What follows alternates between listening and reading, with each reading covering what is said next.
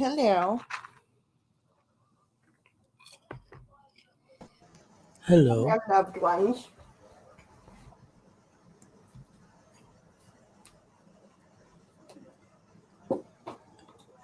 I like your soda ASMR.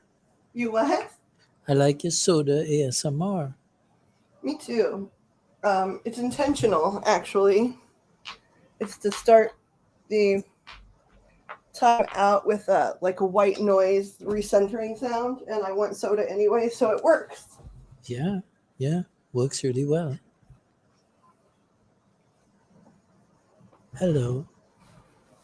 Hi, cat. How are you? Oh no, I knocked over a whole bunch of stuff.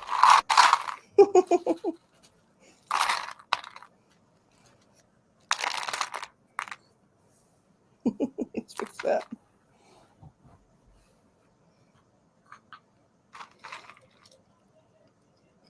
I always forget the mattress sinks in this one place, and I need to put a pillow there. I fall in like it's a freaking wormhole or something. It very well might be.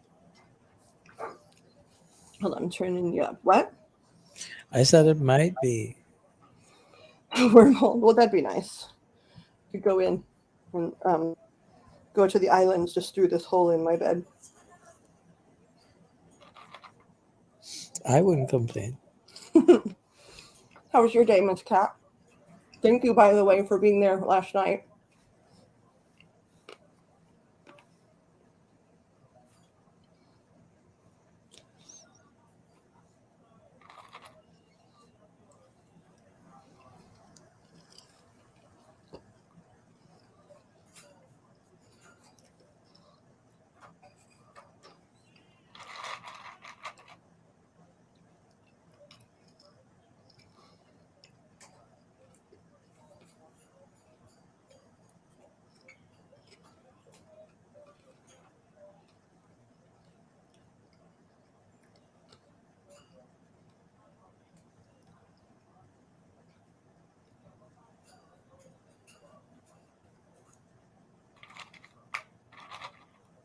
Nice.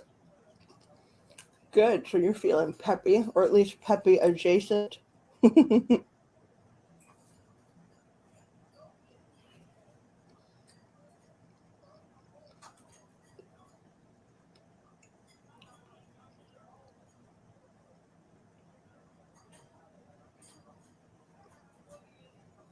Good.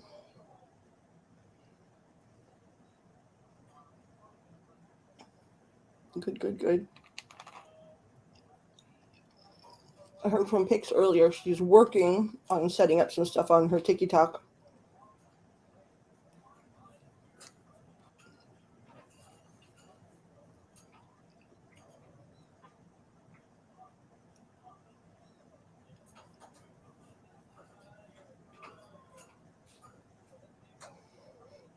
Yeah, I appreciate it. Like I was worried about everybody um, in that room for obvious reasons, but I think it'll be helpful. And the video did turn out, and I was able to edit like the first 15 minutes where it was you and I just sitting there out. So hopefully, hopefully it'll be helpful.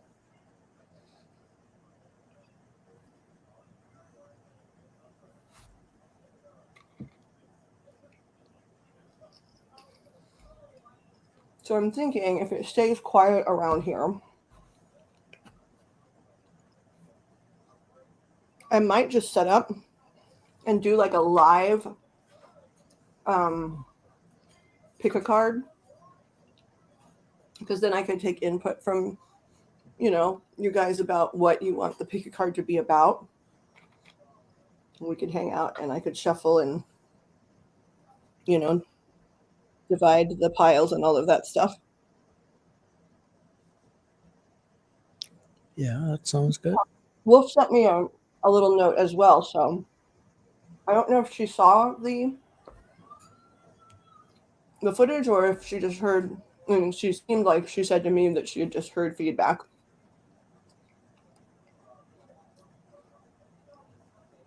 Mm, um. Okay, so it's when a lot of the tarot readers like online do the pick a card readings, but usually it's not live. Usually they're like, hey, welcome to my channel. Today we're doing a pick a card about you and who's coming towards you in romantic relationships in the next, whenever you see this reading. Yeah. And then, people take a look at the top of the card and whatever charm's been chosen or whatever, and in their mind select one. And then, it's like, if you picked card number 1, here's where the reading for that starts. If you pick card number 2. So I don't know if I would do the full reading here, but I could sit here and shuffle the deck and choose the topic and get the decks ready. Yes, ma'am. Like pick pile 1, 2, 3. So that being said, the two of you that are here very kindly contributing, if you were going to come upon a pick a card online and you were interested, like what would make you interested in going, I'd like a pick a pile to get this question answered. Does anybody have a question? Well, I suppose what my fortune would be like in the coming year, since it's the beginning of the year. Okay, by fortune, are you talking, because we need to separate it, like, are you talking about your luck in work endeavors, your luck in love endeavors? Are you literally talking about money? Yeah, money could be one of the things. Health could be another, and family and love could be another. Typical things people think about in the beginning of the year. Of course, right. Generally speaking, though, with pick a cards, you choose just one, right? Right. It's going to be like love Right. relationship, right? Because right. that'd be a 29-hour reading if it was every pile was going to Right. Yeah. do the But whole I mean, you year. asked about different categories, so I just Right, but so your idea was fortune. So to you, what does that mean? Like what your finances would be like, Okay, that's a good one. I mean, I'm thinking about that because the economy is everywhere. Everything is going up, and people are concerned about stuff like that. So maybe it would be like we're doing a pick a card for, the title or the question of what do my work and financial endeavors look like in the coming year, and is there any advice you can give me? Yeah. Okay.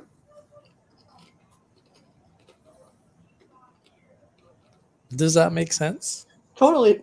I'm sorry. That's why I was quiet, because I understand it. It makes total sense. My silence was not judgment. It was a combination of the fact that you nailed it and that I also wanted to put caramel corn in my mouth. Oh, yeah. Caramel corn is always a good thing. It was twofold. Okay, Pat says ditto, having financial adjustments this year. Yeah. Okay, good. My weakness is kettle corn. They're pretty close. At least in this part of the world, kettle corn is pretty close to caramel corn. It's not the exact same, but yeah.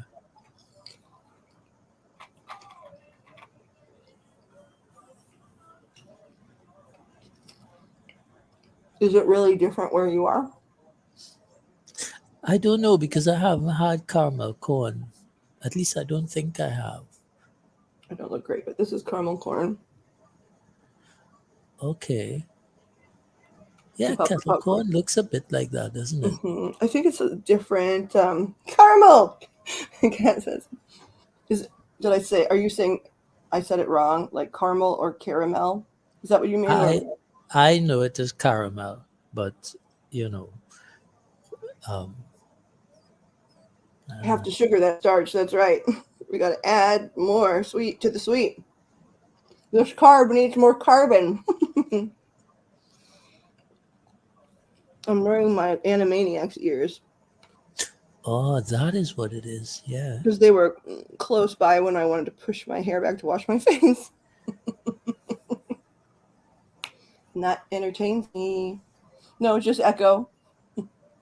This is the shoe of the day, which is mostly just for my own enjoyment. Well, it My sort own of goes with enjoyment. the Animaniacs is because it's an animal print, right? I guess. But they're dogs. They're not leopards. They're like dogs or something kind of like dogs. Something like that, yes. Well, it could. Come on. Hmm. Here we go. I never can figure out the camera direction. I need to put it on mirror. I also love the combination of weird combining of Yeah, completely different she's right. patterns. It goes with the color of your top as well. Yeah, sort yeah, pretty close, but then it's totally two different patterns, which I really liked that. Yeah. I have those orange ones that look like Sherlock Holmes made high heels and then put a coat on them. But I don't know. These were more fun, more fun. And my child was like, "You're so tall." I was like, "Yeah, I know you just don't remember the time in my life where I could run on the icy streets in these and be faster than anyone." The queen of mixed patterns, me too. I'm so awesome. I'm glad you said that. It brings me joy. Back in the early aughts and 90s, I had a friend who lovingly, and hopefully this won't hit anybody wrong, she used to say that I was so Japanese because in Japanese fashion magazines and like Fashion Week in Japan, they often had a really extreme combination of like textiles, right? Of polka dots with bright plaids, and checks with squiggles. And she loved that. And she just said, Americans are too chicken to do that kind of stuff. And she said, "You're just so Japanese and you don't know it. I'm brave in No, fashion," is what I think that meant.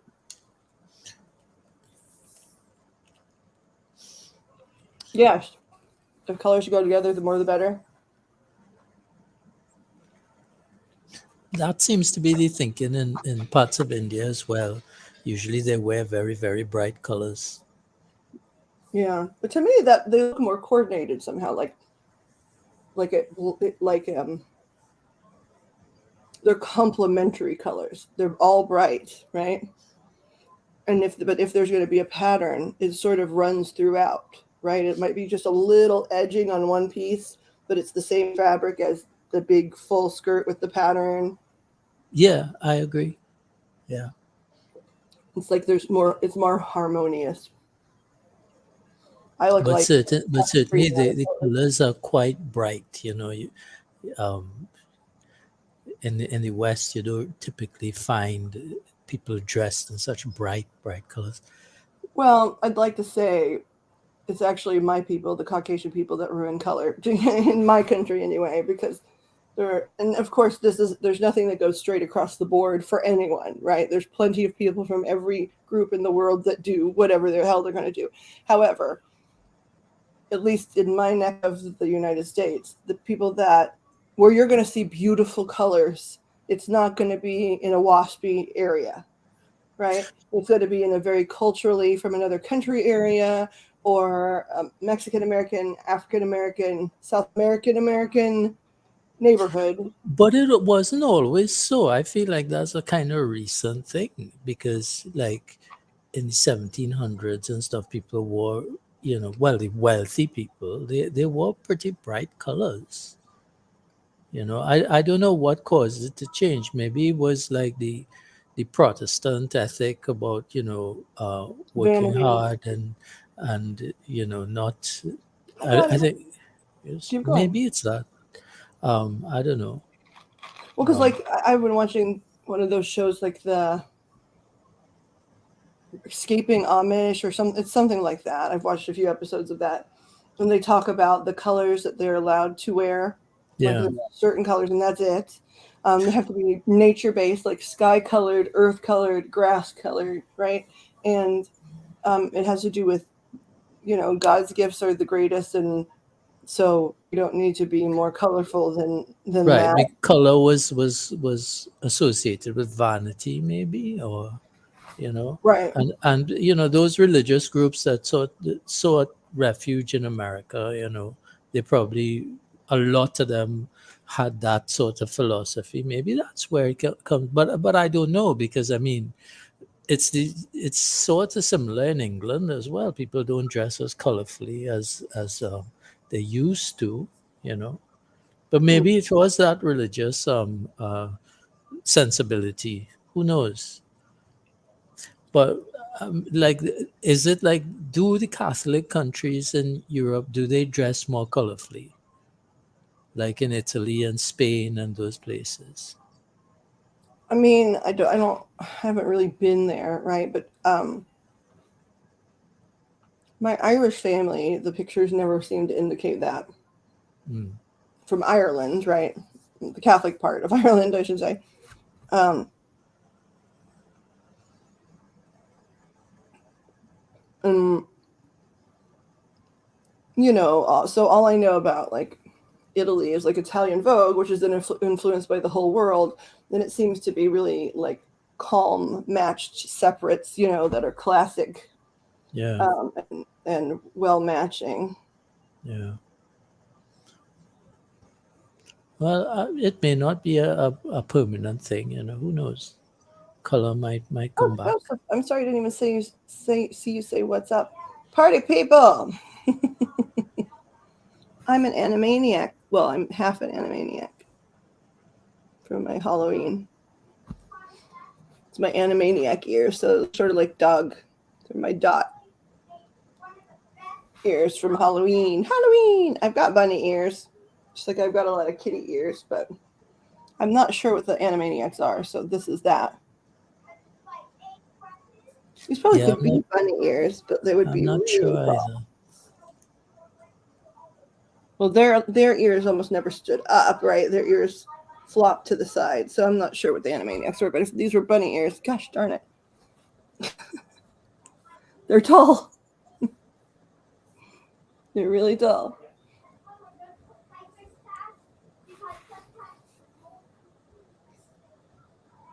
Oh, the childhood. How was your day the other day, Joseph King? You talked about anticipating um, a high energy day or something to that effect. So, according to their wiki, the Animaniacs are half dog, half cat. Oh, see, I didn't even do that research for Halloween. I just worked so hard to match, the pictures. But they're dats or cogs, which is appropriate for my house. I've always said that all of my dogs are a little bit cat and all my cats are a little bit dog because they all have always blended so well together.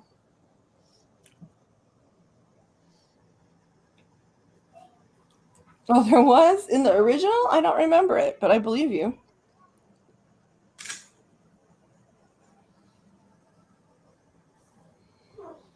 What realization, or I'm sorry, I'm not sure if that was something that you're just saying, like I came to a realization, end of list, or if we're meant to ask what the realization was.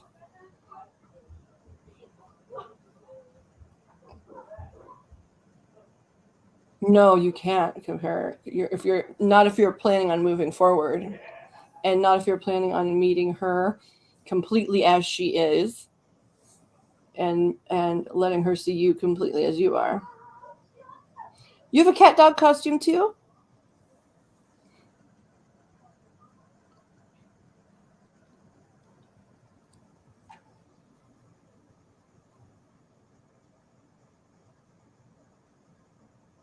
Well, sometimes it can take a long time, but then it's really worth it, generally speaking. Even if it's something that colossally blows up in your face, right? Understanding the feelings that you get when things are coming towards you and being able to recognize that stuff for the future. I don't think that that's what's going to happen for me, though. I'm just saying.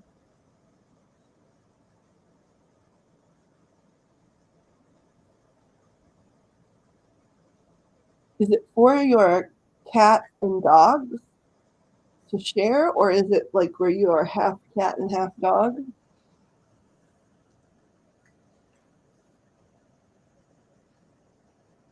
Well, the best thing you can do before any relationship, Joe, is love yourself. Like, not in the self talk, like, I'm gonna love myself, but genuinely love a large portion of yourself. Not, I don't know, maybe some people love all of themselves. I don't know if I'll ever get there, but certainly when I got to a point where I really enjoyed being alone with myself, often more time than I enjoyed being with people that were just sort of casual acquaintances or whatever. Things started improving in my relationships because, like, I always had someone else that I could spend time with that I enjoyed, right? So I didn't feel quietly like so desperate to get my socialization in because I could get it by myself at home.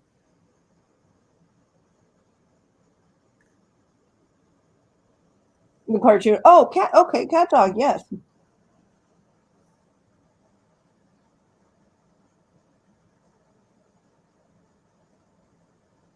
Based on your age too, like in terms of like the rings of Saturn and stuff, Joseph, it makes sense that that would be happening now.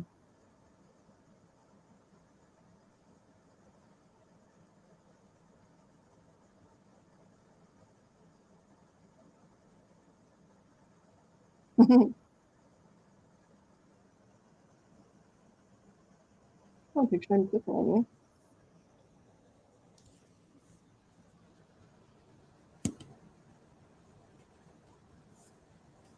Cat dog.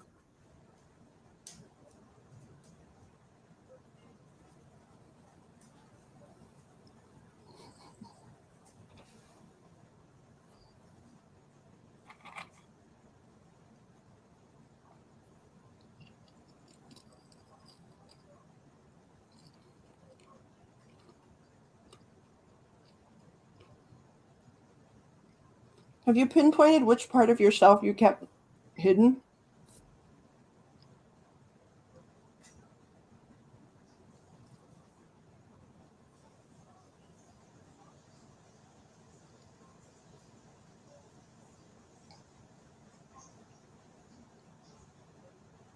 Yeah, see, I knew that before. Okay, okay, so Jinx, you probably typed because of the lag. We probably said that at the same time, but mm, that's interesting. So it's false confidence and a little bit of bravado, so that likely in your case it was so you just didn't put that stuff on them because you always want to be the one helping and not the one helped. It feels like that to me a lot of the times about you.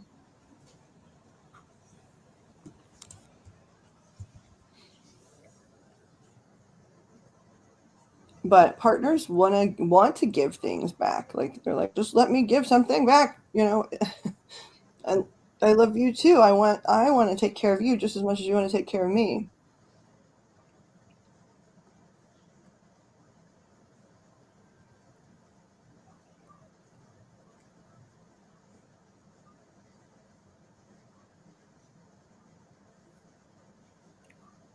Yeah, I was definitely a weirdy bullied person, at least for a certain portion of like grade school and middle school. Oh, you're leaving, Claudia? Okay, well, take care of yourself and have a great night.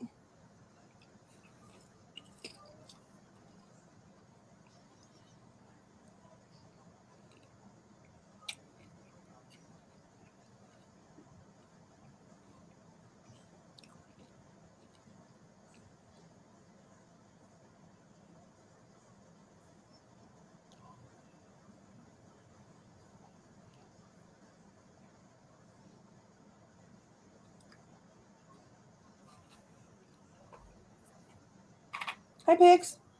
How are ya?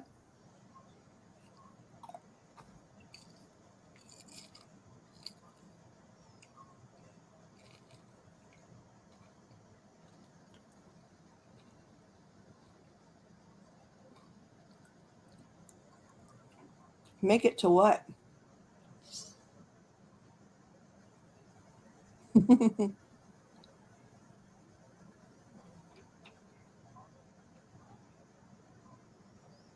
Pixie Dust DIY.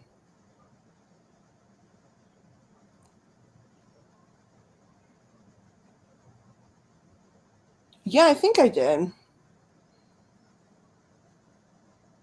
The one about I'm not letting her take me anywhere or something. Hold on. No, I don't like her. Right? She was just joking. Oh, but then she talked to her fella and told her that, and he told her on the phone that he has neon moon stuck in his head all day and he didn't know why. Yeah, I did read that earlier and laugh because it's like, that's so weird because I know I said that of him, and kept asking if he was like a two stepper or whatever. But like, it would seem odd if I had sent him the song, right? So, like, what? I wonder why that was the case. Like, how he got the song stuck in his head. And why was it so loud that I could hear it? That's good. I figured she didn't. I mean, they're new enough that that's probably not the best plan. I talked to a psychic about you, sugar.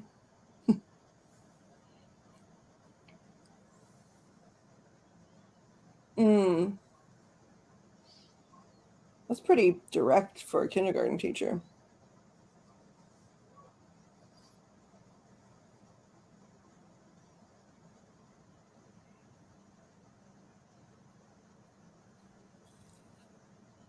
Are you okay? Did you get dry? Thank you, Krista.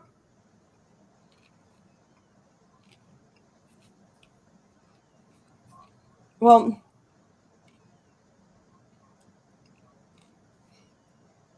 yeah, especially the sliding scale of autism was really poorly understood even just that short a time ago.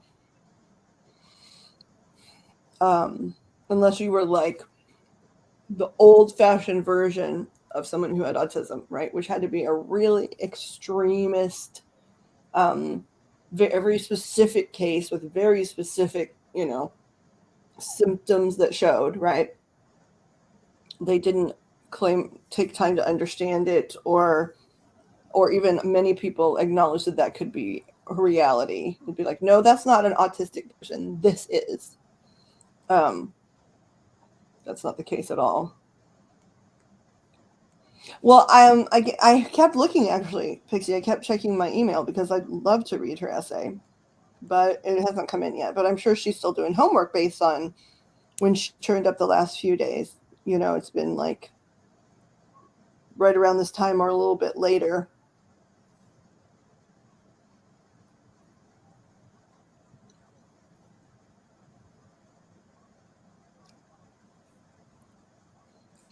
Oh, I thought maybe she was going to send it. She was working on school.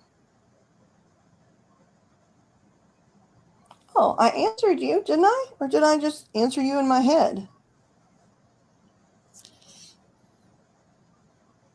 Yeah, I sent you my thing, but I'm not sure what time I sent you my thing. Hold on. Oh, it's been 4 hours ago.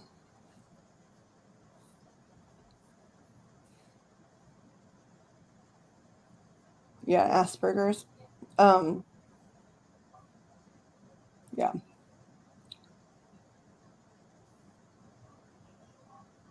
At all?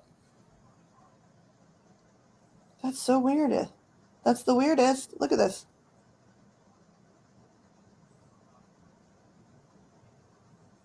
Ricky.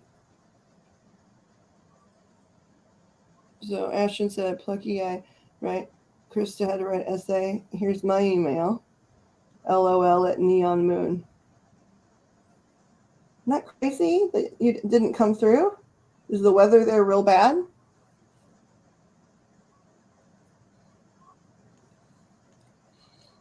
Also, before you came on, I told them that you were getting your TikTok set up for us to do things together.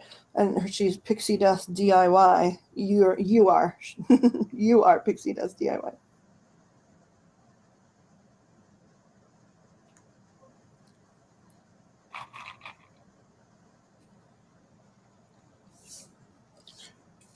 Uh-huh.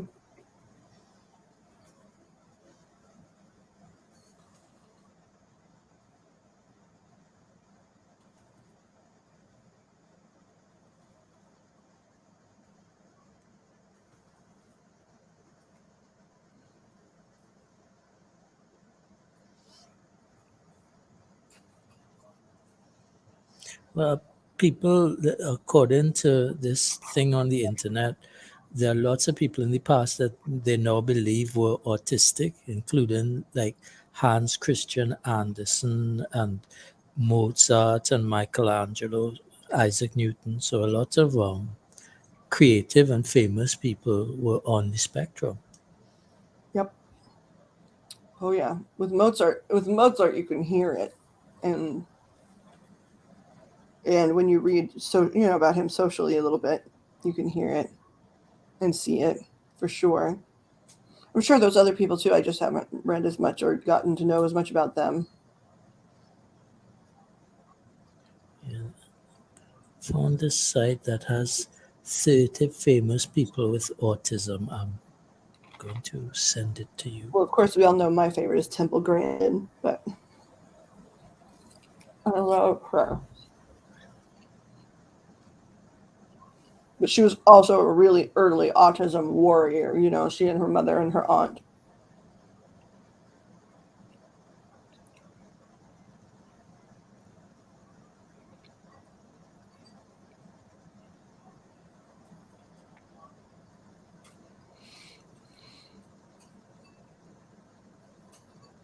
Okay, I will when I see it. Hold on a second.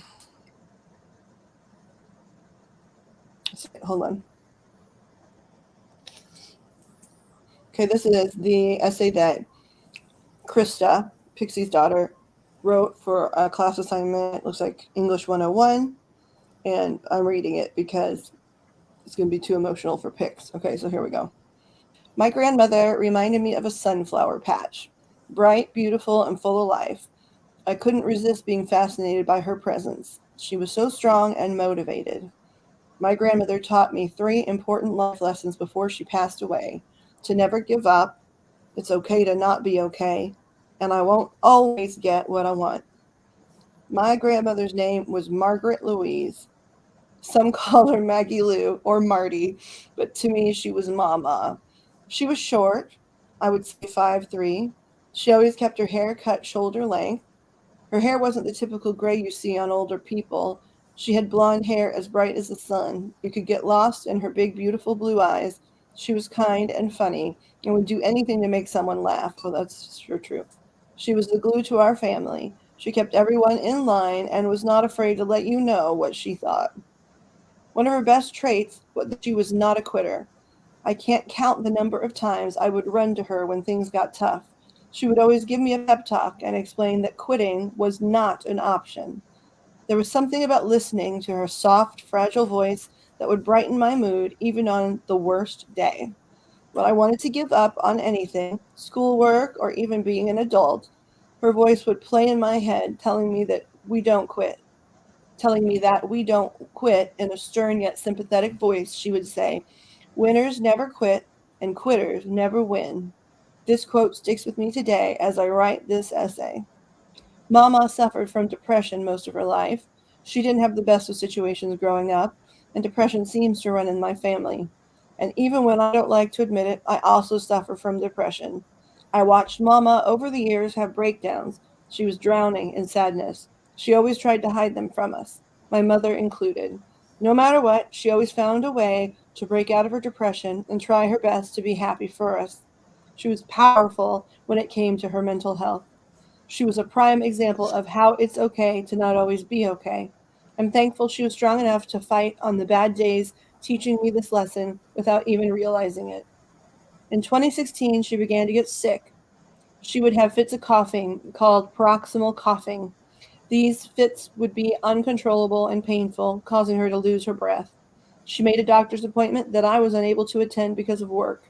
After her visit, she stopped by my job. As she walked up, I saw this overwhelming look of sadness in her eyes. She tried to speak, but she was choked with tears. Her diagnosis was lung cancer. The sad part is, she wasn't crying for her. She was crying for me and my heartache. She was just that kind of person who always put someone else first. A million things began to rush through my head. Why her? Can this be treated? If not, how long has she left? She did an amazing job staying positive throughout the whole thing. When we arrived home, we sat on the couch and she held me close, wrapping her arms around me, and her touch felt so warm. I wanted to stay in that moment forever. I was terrified of losing her. She told me that day she wasn't scared, that no matter what, it's not our choice regarding the outcome of her situation. No matter how badly any of us wanted it, we don't always get what we want. On May 31st, 2017, I got a call from my mother that I needed to get to Texas as soon as possible. Mama was in hospital and things were not looking good. Mama had been living in Texas with my mother for better medical care.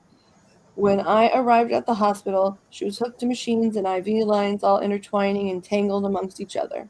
She was sedated and was not able to speak to any of us, as the machines were also helping her to breathe. Finally, after a few hours, she woke up and they removed the machines to give her a break. She sat up in bed and looked at me in confusion. She didn't know what was going on. I'll never forget that moment.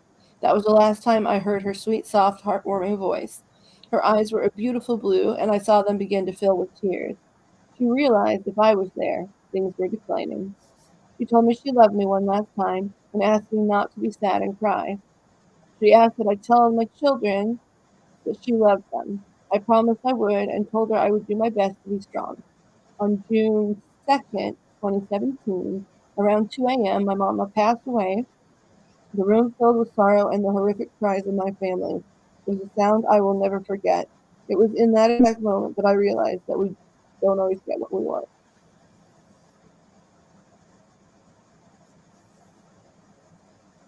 I hope she's okay with us reading that here.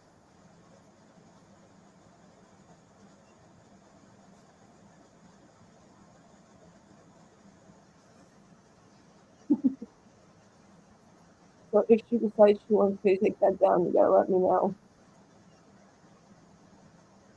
I just learned how to edit these lives last night.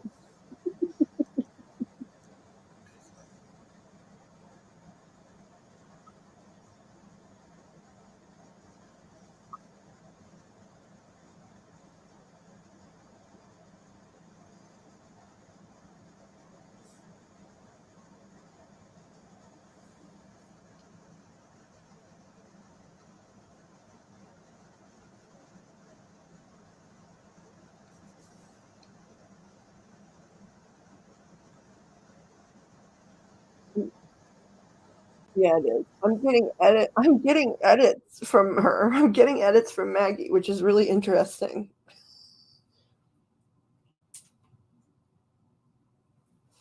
Not surprising, but I mean, she's not critiquing it. Like, she's not saying the writing was bad or anything like that. But she's like, y'all always focus on that last part when we just want you to remember all of the other stuff. Like, I wish there could be a second one. She's like, this one's fine. It's written beautifully. I was there when she was writing it, but I really wish there could be a second essay that just talked about every fun thing we did, how we dressed up on Halloween and and how we dressed up when it wasn't Halloween and how we danced around like morons and just did goofy stuff and could take almost any moment and turn it into a goofball kind of thing.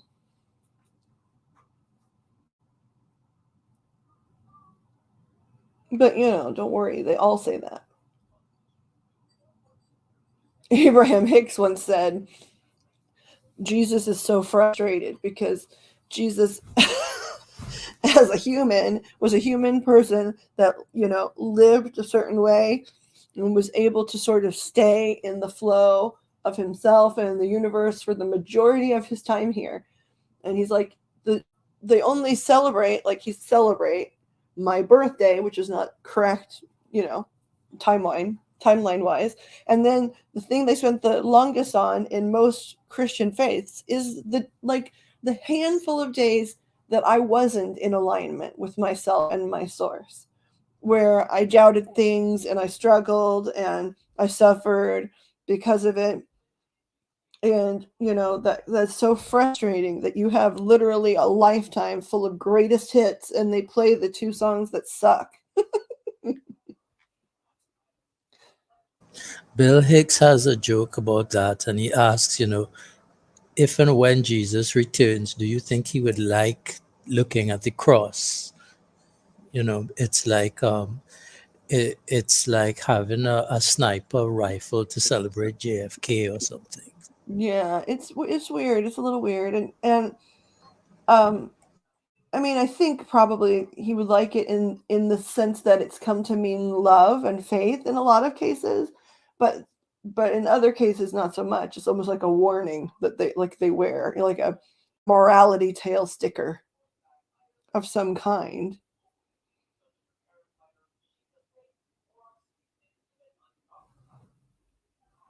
Yeah, no, Pixie, I totally understand that. I've been with people as past, and I understand it's really hard to wipe that away. And she's not being rude in any way, shape, or form. I think it's just that she feels the emotionality in that and understands that mourning needs to take place, but is just sort of ready to help everyone transition into a more celebratory phase. Like, yeah, right now she's saying mourn all you want, but celebrate too, and don't exclude me from the celebrating, if that makes sense. Like, of course, like you're gonna have days that were super rough, and you remember those days, and that can't be helped, and you should, but then don't let that day ruin her birthday or Christmas, right? Because she's like, we had a zillion fantastic times together, during the holidays and in birthdays and things like that, and I don't want that day or those days of my life to erase all of that. She doesn't mind that there are a lot of days of mourning, but she just doesn't want the days of mourning to bleed into the days of celebration, if that makes sense.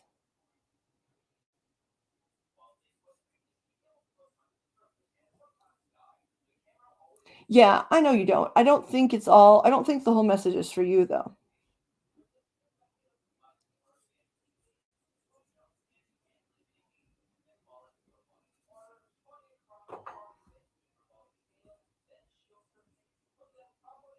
Okay, hold on. Oh,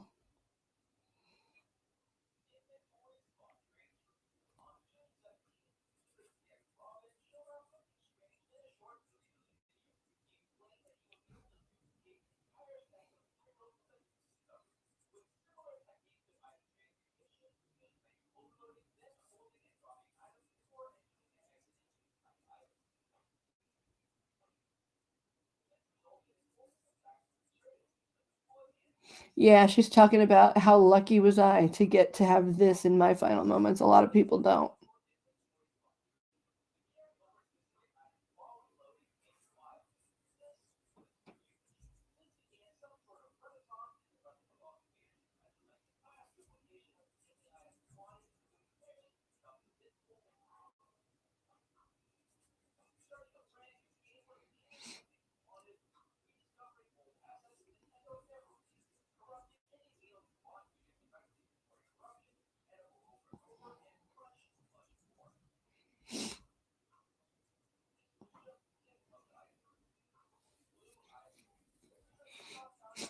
The cat, you're the one in the red coat, right? Because she sent me a message too.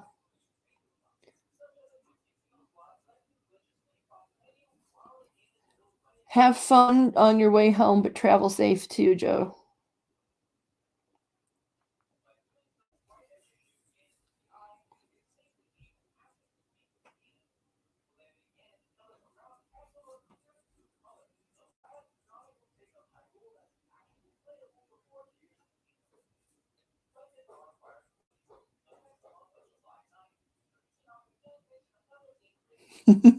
She'd jig with you too, though. She said there's no hurry. She'll be waiting, so no hurry.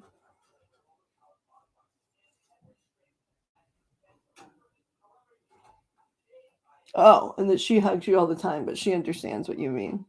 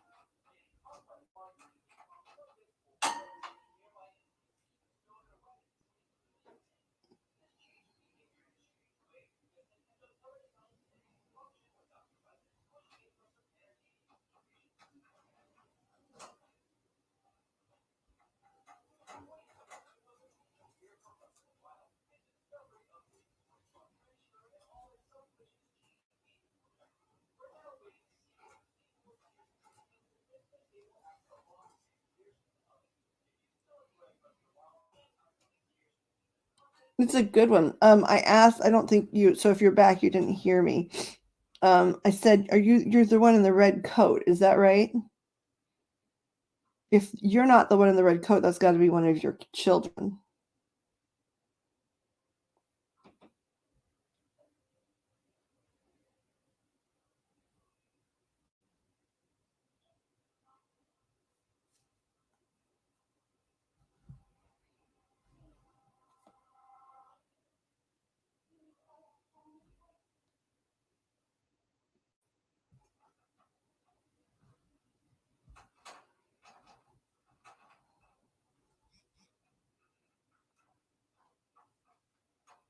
Striped T-shirt.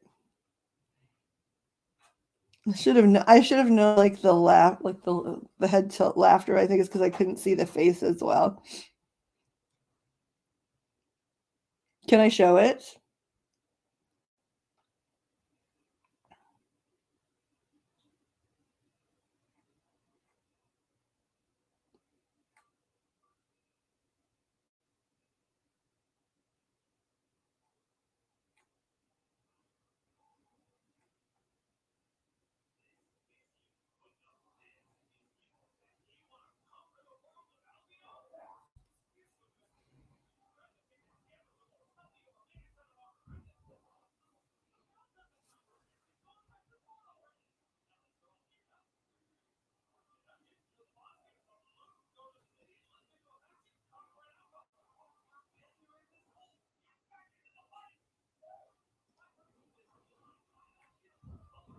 Oh, gosh.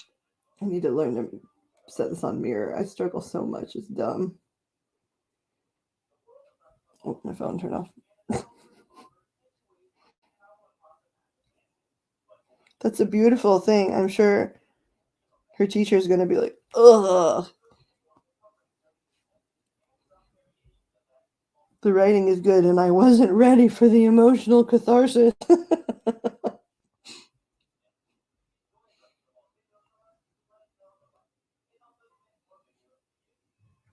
In the striped t-shirt, you look a little like Jodie Foster in the Bad News Bears.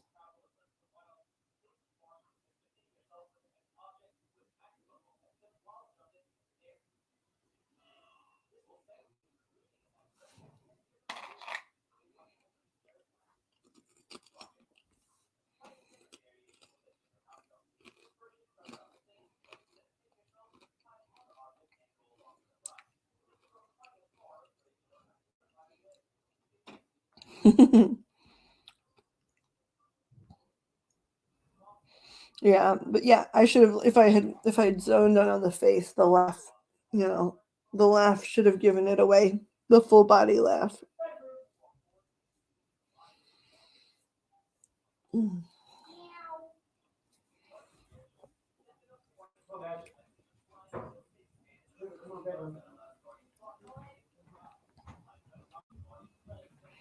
Hold on 1 second here. Medication. Boop boo doo doo doo doo doo. Boop boo.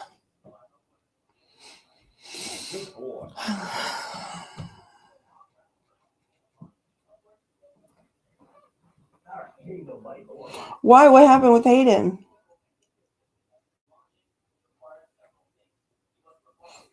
I don't think you're a titty baby. I think you're somebody that has feelings and you're allowing yourself to feel them, which is much more healthy than a lot of us, the choices a lot of us made when we were younger, just to, try and be tough ass and ignore our feelings because we didn't want to be quote unquote weak. You're stronger.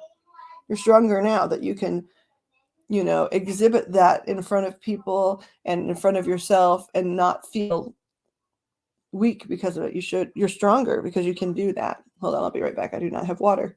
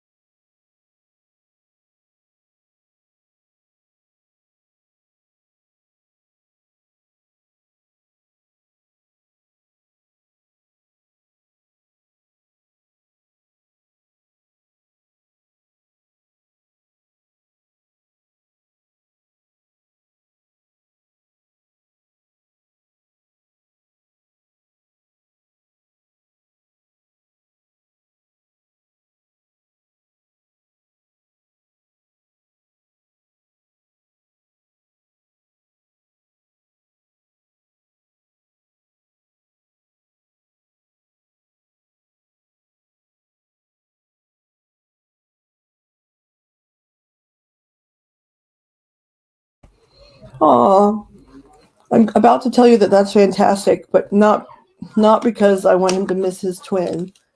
It's because we were just literally talking about you bravely showing your feelings and not backing down from them just because they're not tough. And they're, you're the reason why your son can do that.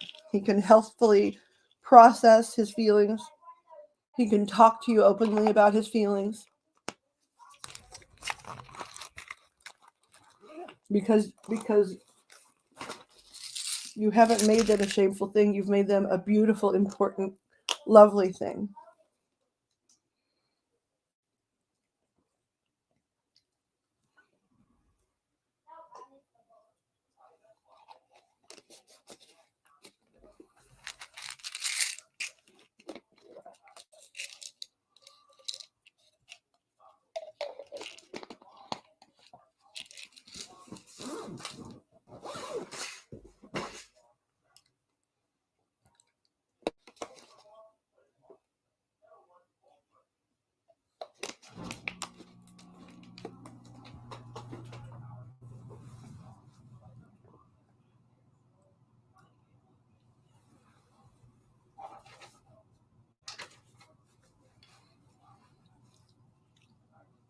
I mean, growing up and going slightly separate ways, only slightly, but slightly separate ways as twins has got to be, I can't even imagine because since you were a cellular mass, you were with that person.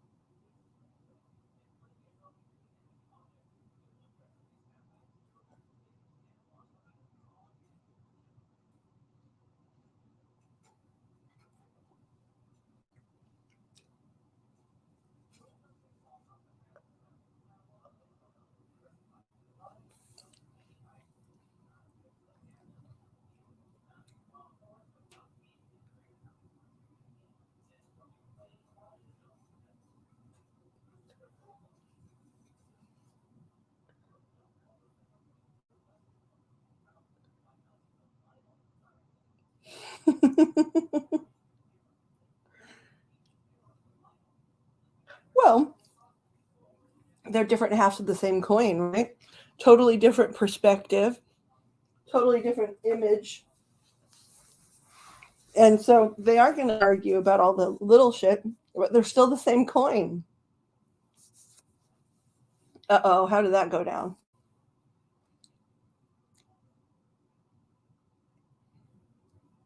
That you told Holton.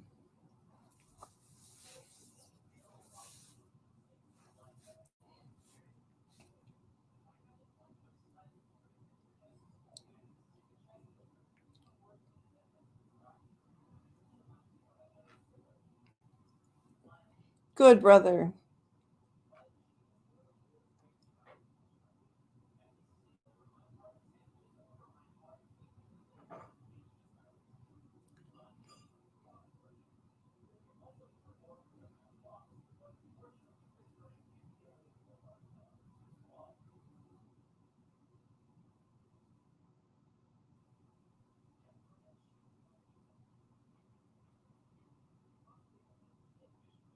Pixie, is Mr. Dust having just a little bit of struggle over his work lately? Like, by struggle, I mean like an internal struggle.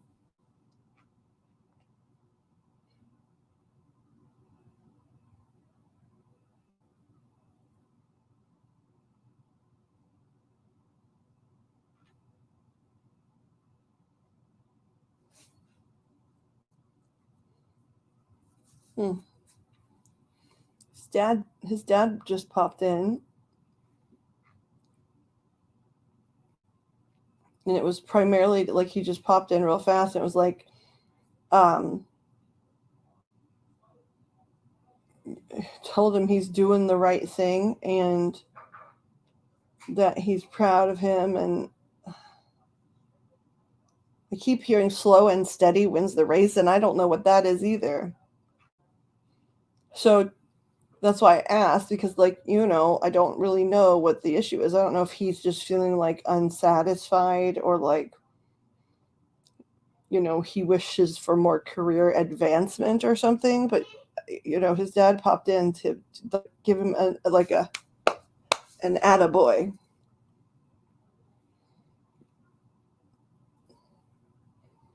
Unless this is a different kind of day, if this is some sort of anniversary for them, where he's just saying, I'm proud of your son. You're doing the right thing. And he meant, by the right thing, he meant like being with you and being a family, that kind of stuff. And then slow and steady wins the race. Okay, well, so that part makes sense. I wonder why it's right now, though.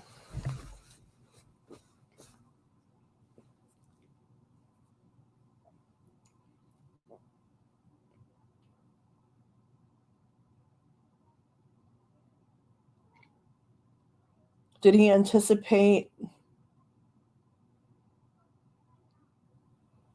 like promotions or something? Or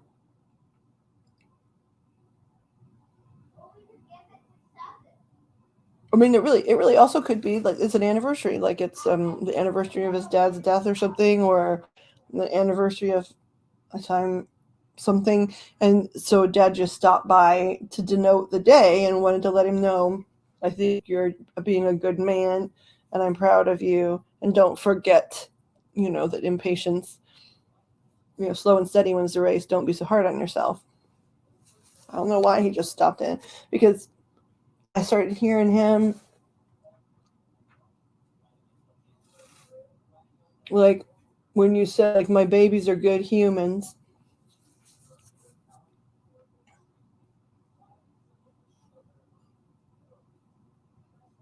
He just said, "Hey, honey," to you. I don't know if he ever called anybody honey, but he said, "Hey, honey." Hi, honey.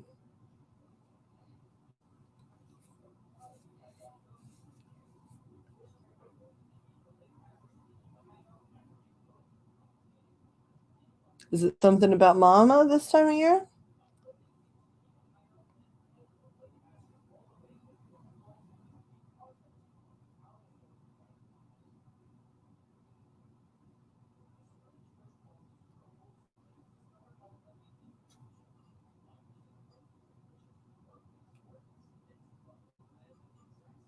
Okay, well, he didn't like come and say like warning, danger, curse, so I guess it doesn't need to be too big. But he's still sort of just hanging around now because we were talking about it.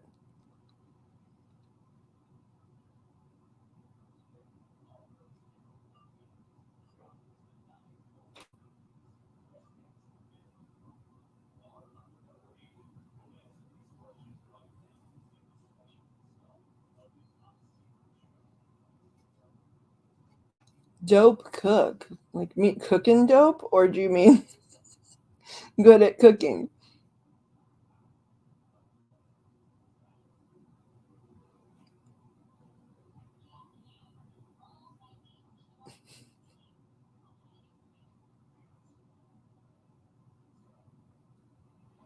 Which thing?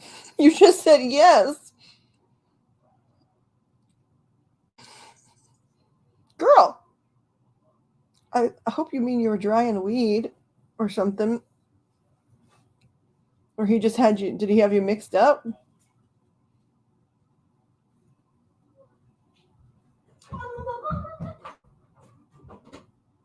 I think he had you mixed up with someone at the time.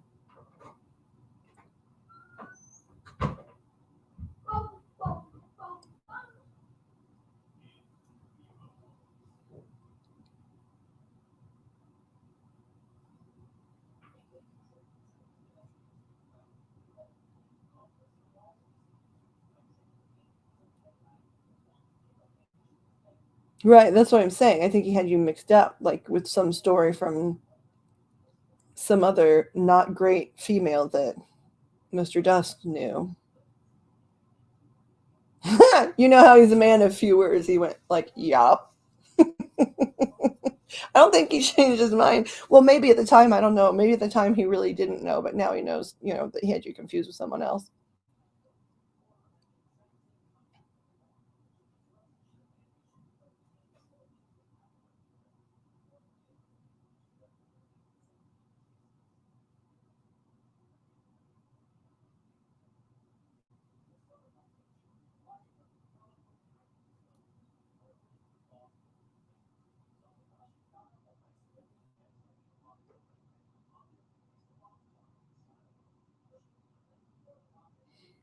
I'm pretty sure I just heard him say, yep, like when I said confused, right, or mixed up or whatever. He said, yep, with some fast little moron that would have ruined his life. Fast little moron. Moron. That would have ruined his life.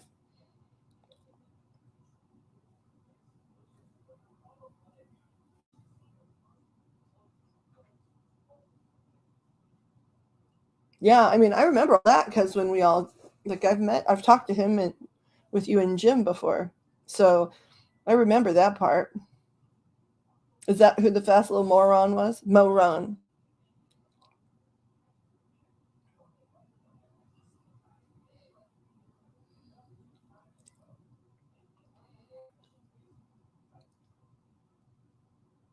But yeah, his hand is in his pockets when he leaned over here and was like, "Hi, honey." It's cute. He feels disgruntled when I call him cute, but that's all right.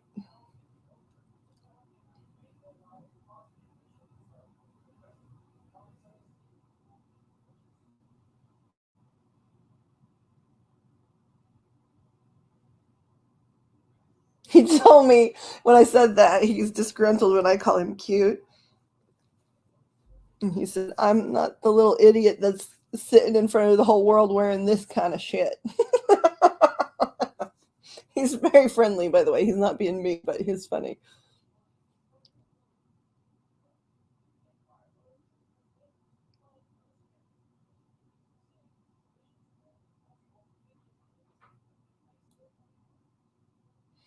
Yeah. I mean, he's always been your fan. I guess as soon as he knew you weren't that other Mo Ron. But like, yeah, I can tease you if you can tease me. So anyways, I don't know why though today, but he really did. I mean, we've been here a lot of days this week, so I don't know what's up with Jimmy, but his dad mostly is saying hello and he thinks you're doing great and slow and steady wins the race. And count those blessings, he just said. He said count hands in pockets. He said count those blessings.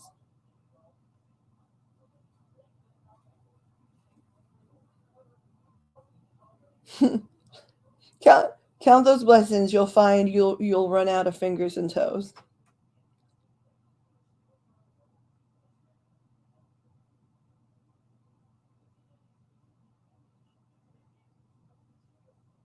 I mean, he can't talk. Oh, his favorite shirt was make 7 up yours.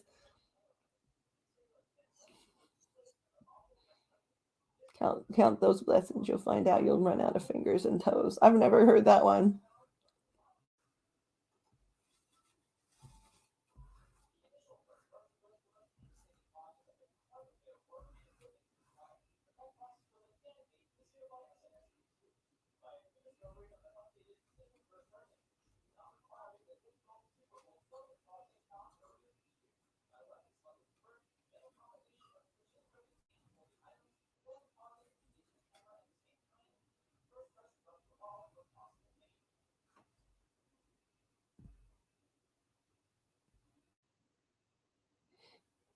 His energy is just super warm too. Like it's just warm, even though people probably would have taken a look at him and not made that assumption. But he's got warm, and because he was sort of a man of few words too, right? But it's very warm.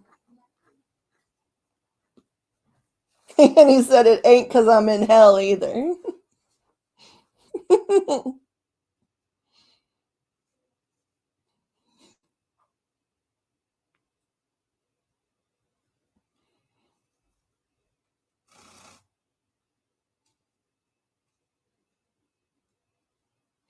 I just thought in my head, do you think you could fix him up with Maggie? And he said, he heard me and said, stop that now.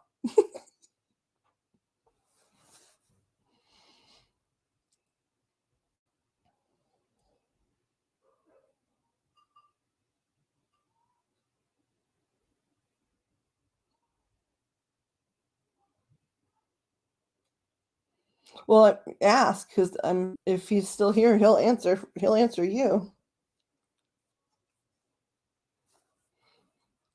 He didn't say. I mean, he didn't say anything about that, but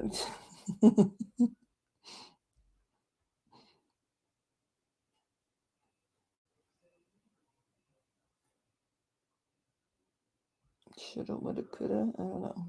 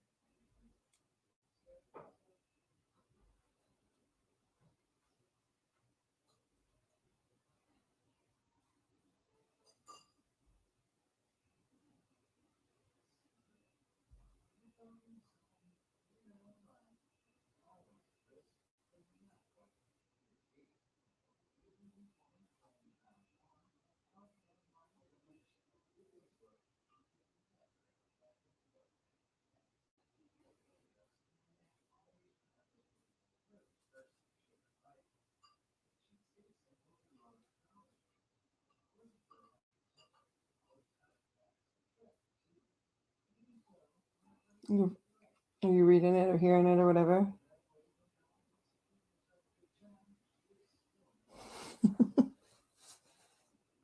Let's go with the first harder one first. Allowed Hank to do what he did, or was he out of it like we were told?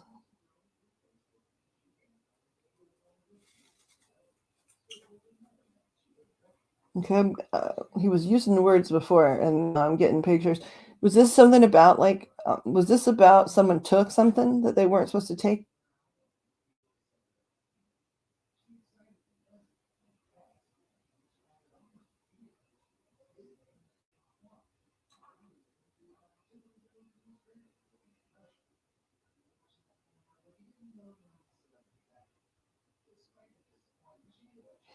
He also said, Hank, he was always going to do what he was going to do when he was going to do it.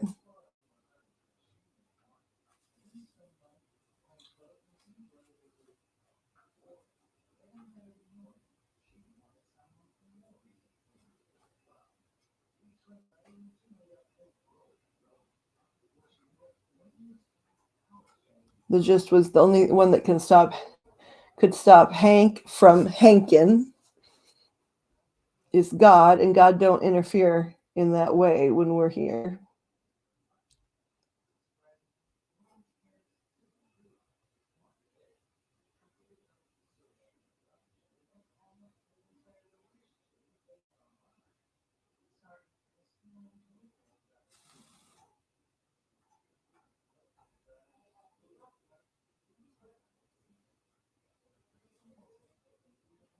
So I don't know, again, I don't know any of the details of what you're asking, but like he sort of just now said, the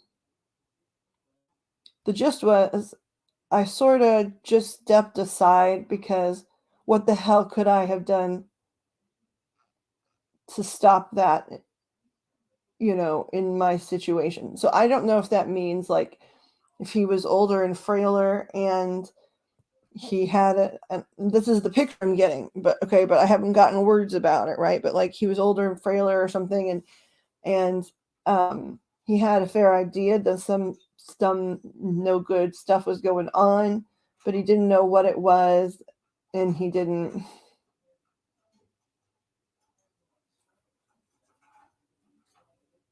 figure he could do anything to interfere.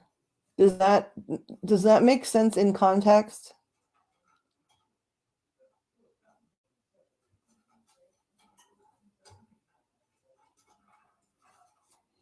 But he's saying like he wants to keep this thing he keeps reiterating is like he wasn't like he wasn't as all fired dumb as people think he was even then, but and so he had a feeling that there were things going on, whatever this thing is. Again, because I'm not really getting a picture of whatever the thing is, right? Like the metaphor almost is that he was in the house and not well and not super strong, and almost like somebody walked past him, came in the house and took something, and that could be a metaphor or it could be literal, and it could be, it feels like whatever it was, maybe it was more than one occasion or something, but so he felt like there were things afoot, but just figured he wasn't sure he wanted to know, to be honest, and he also didn't figure if he didn't know he could do much about it. But the visual that was being used was like him in the house, him being your father-in-law, your Phil, and resting, but not like on 1,000 machines or anything, right? Still dressed, he said, still could get dressed, still dressed.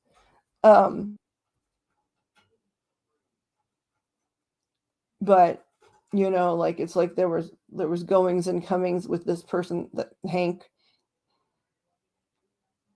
and he just sort of, it was like, I don't want to know, because if I did, it would upset me and I can't stop it.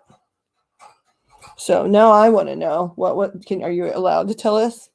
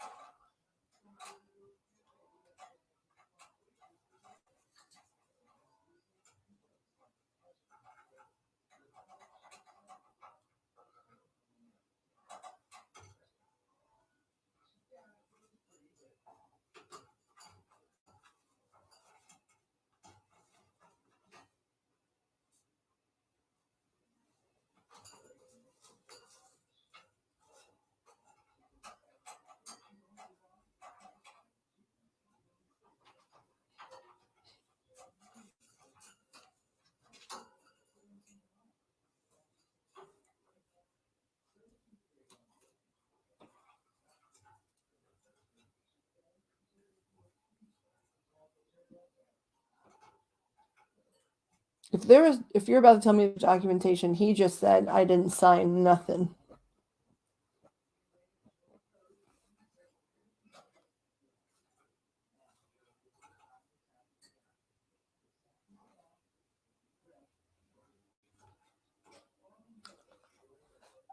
With the lag, you got to know that I just saw what the sentence Hank and his wife wrote up a power of attorney papers and had sign had not popped up on my screen when I just told you he said he didn't sign nothing.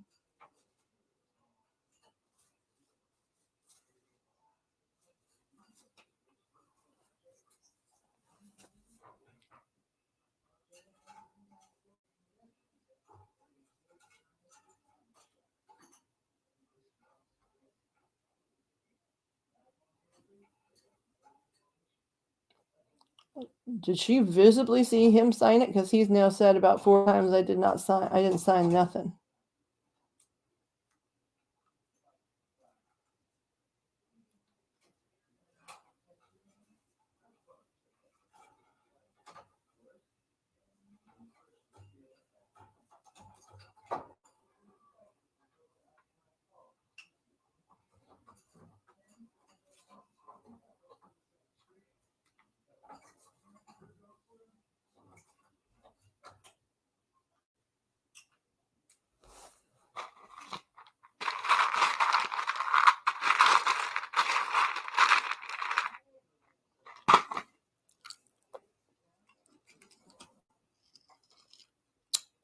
He's pretty adamant that he did not sign nothing.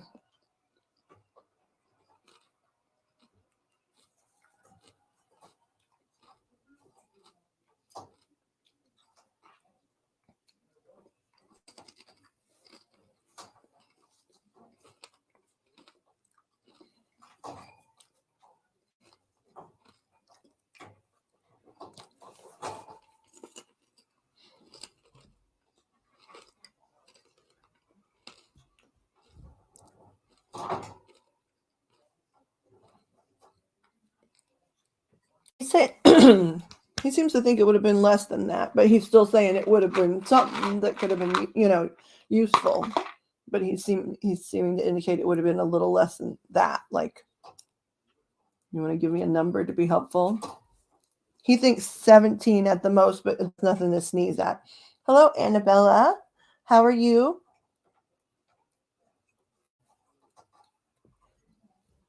Welcome to the channel where I'm wearing my ridiculous ears.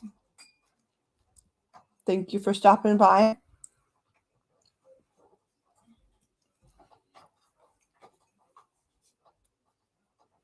How are you this evening?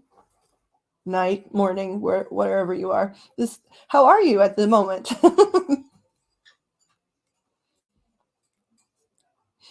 Oh, I know you're new. It's nice to see you though.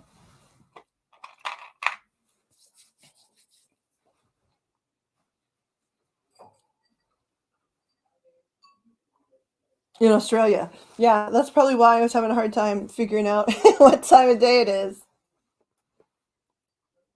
Yeah, because he said 17, like it was more like 17, not like 38. In Australia. So yeah, oh my gosh. I'm terrible at that. I think we're like 18 hours apart or maybe more. But welcome. Would you like a reading of some kind? You are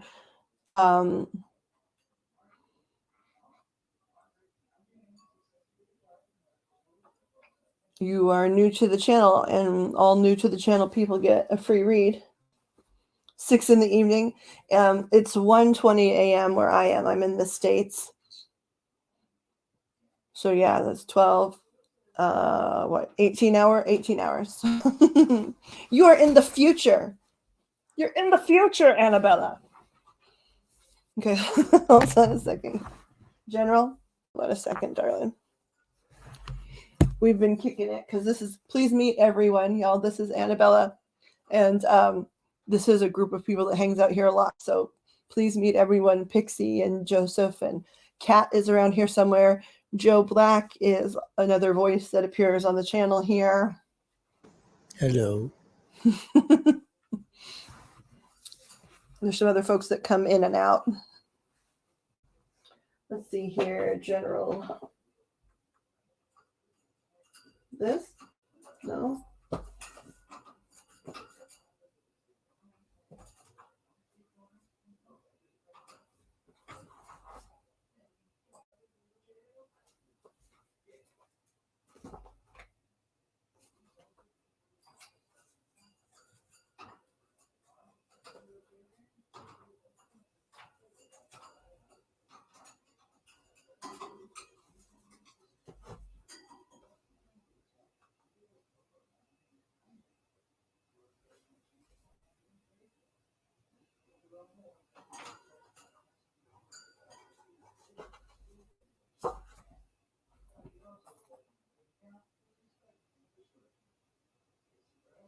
So I'm going to start shuffling. I often let my guides sort of help me pick a deck. And you've asked for general, but they indicated that I have a relationship deck. They've indicated that would be useful. I don't want you to give me any details, but do you agree with my guides that perhaps I should use the relationship deck as well? Just need to get a little like feedback to feel your energy here.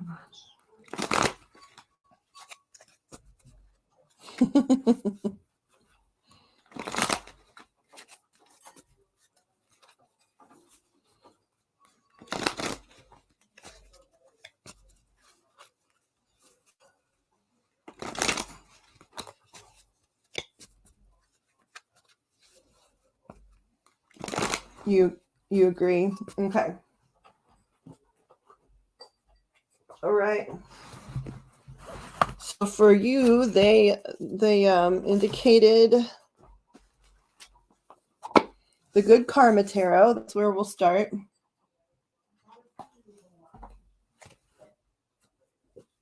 And the Modern Love Tarot by Ethany.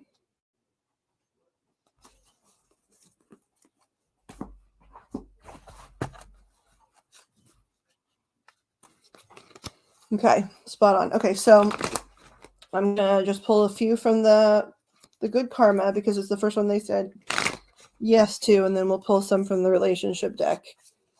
Because I was like, but guys, she said general. They were like, we don't care. We think this. So this reading is for Miss Annabella.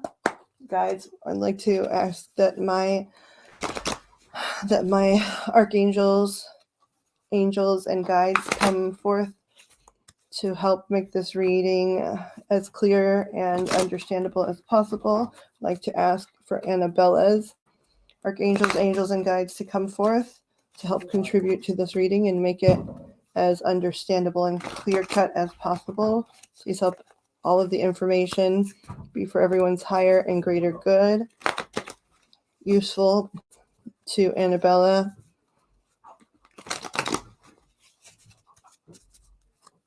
and helpful to everyone that hears the message as we move forward. Stop.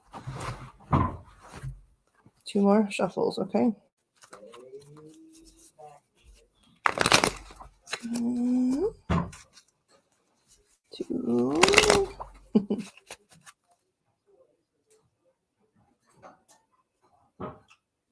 Okay, this way.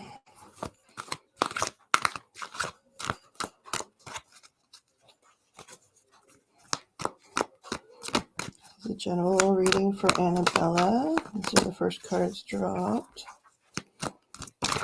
General reading for Annabella. Let's see what flipped, just in case we need it. Okay. General reading for Annabella.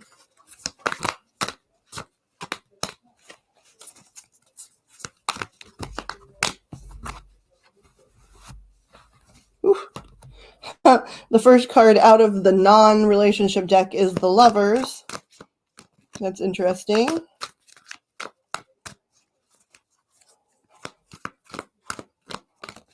How many more from this deck? Okay, 4.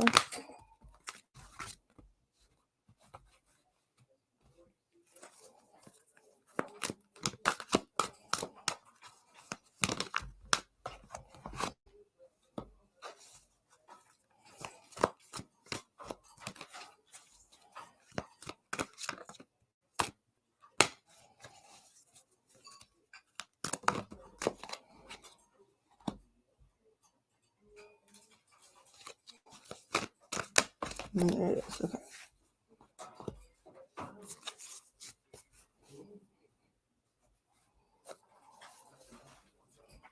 Of these in case we need them.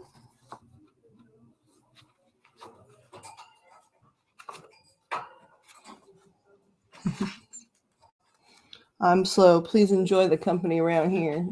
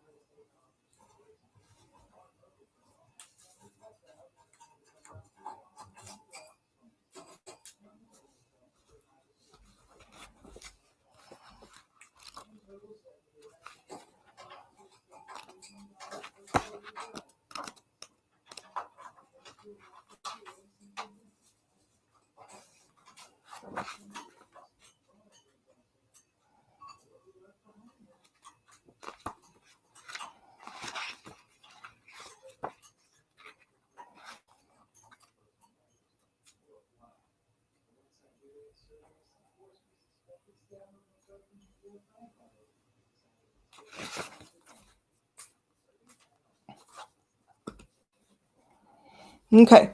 All right. So before I pull from the relationship deck, we'll talk about the cards that fell here. I don't know if you are familiar with tarot. I feel like you probably are, at least a little bit, to have wandered in there. So I'll show you the cards first. Okay. So the first one that popped up, and this is from the Good Karma Tarot deck. It's the Lovers.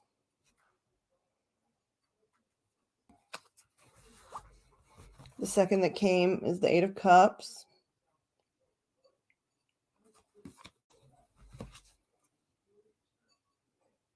the Ace of Coins, the Five of Coins. Oh, there she is. The Ace of Wands, and the Ace of Cups. It was sort of on its side as opposed to inverted or right side up. So we'll take that as it comes,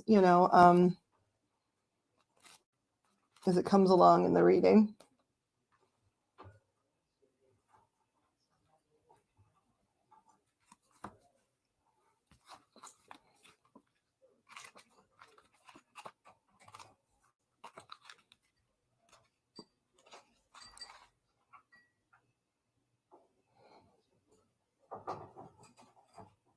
Okay, so I'll tell you, like where, let's see, hold on.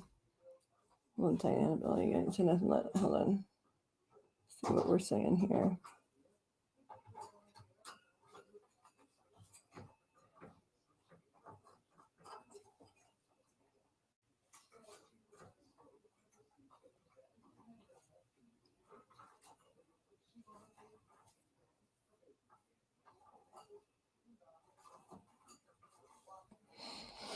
Okay, so I'll tell you, and Annabella, please give me feedback as you're able.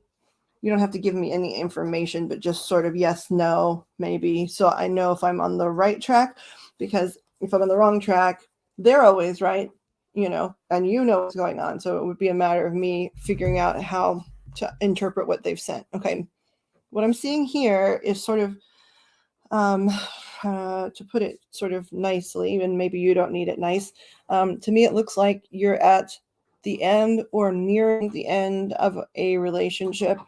If it's not a full-blown relationship, it was something mighty close to that, where you felt like you were solidly in some kind of romantic contract, romantic, sexual, something like that, contract with someone.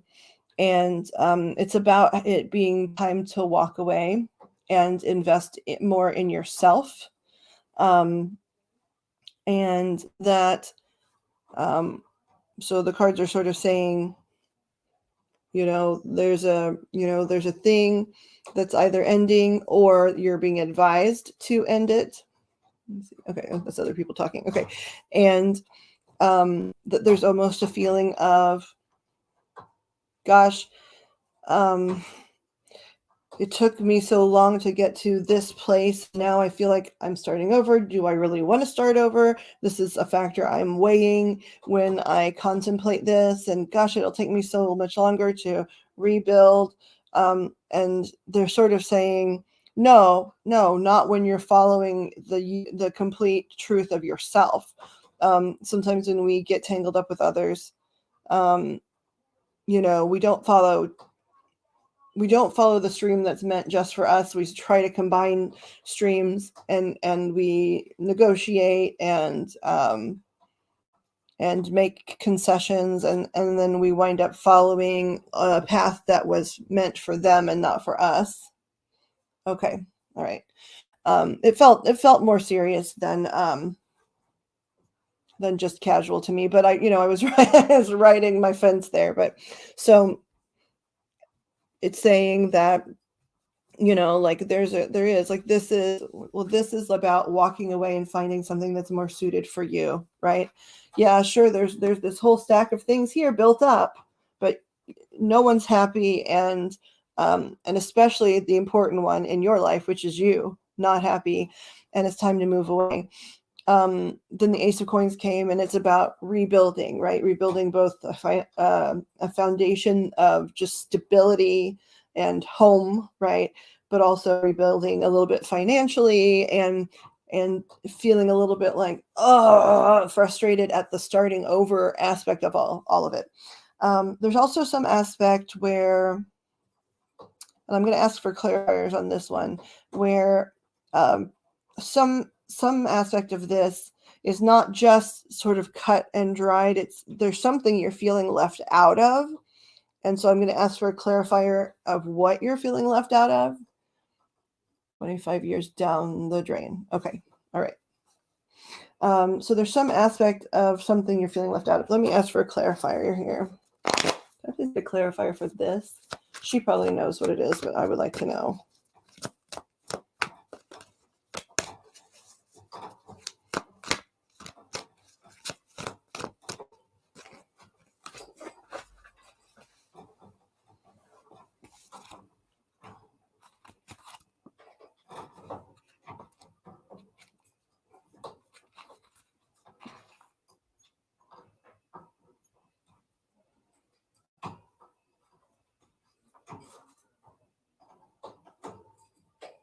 Oh, interesting. It feels actually like you feel like you're being left out of your own creativity. Like something about this has disconnected you, and separated you from your own creative. I don't know if it's your creative flow, or I guess it could be creative friends, but it seems more to do with you got disconnected from a part of yourself, that I'm hearing actually used to be sort of something that was defining for you, and perhaps even work related, and you feel disconnected from that. Did he cheat on me not knowing? Okay. Oh, I'll ask that question here in a moment more directly instead of a general. But yeah, I thought I was going to see something like when I said, can we clarify what she feels left out of? And I thought it was going to be like your social circle, and maybe there's that too. I don't know, but it's more about being disconnected from you.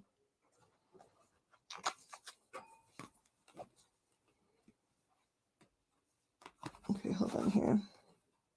And then, of course, there's three aces here. There's the Ace of Coins, the Ace of Wands, and the Ace of Cups. These are all about starting over and,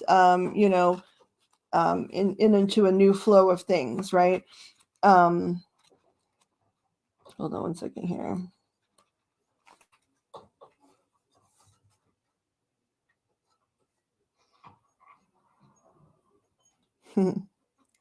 And so what's interesting is after this being separated from yourself thing, the next card, at least in this deck very specifically, means, there's only one you in the world. Be you. You've waited a long time to get to be you. You've put you on hold enough.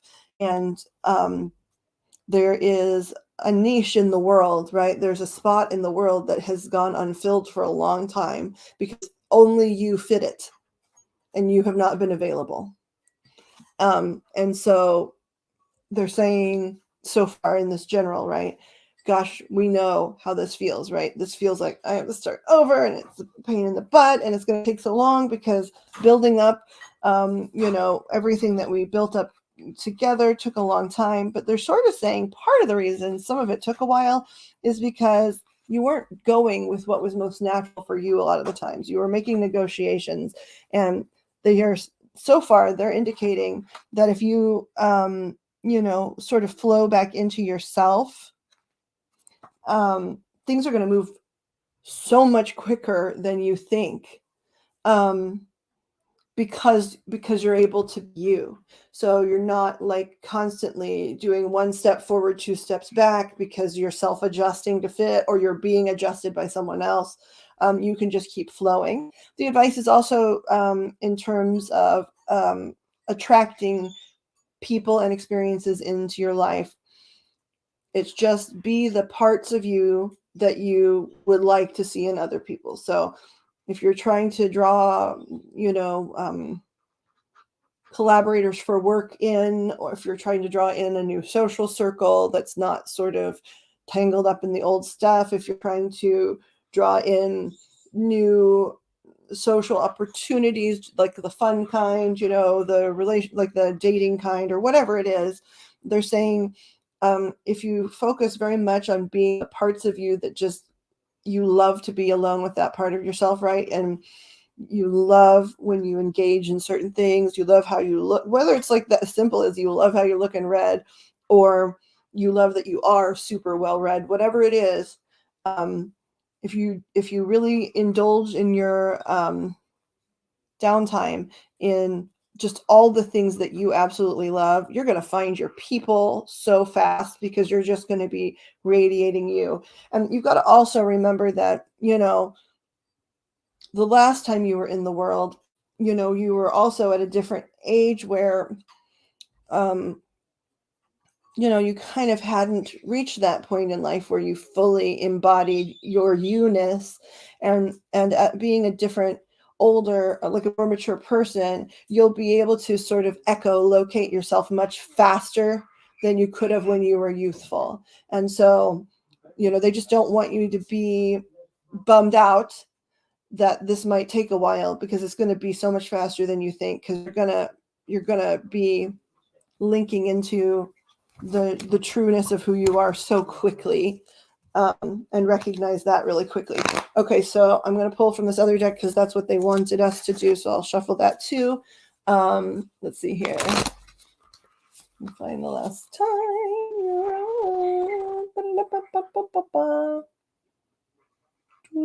Spot on. Put me on hold. Okay.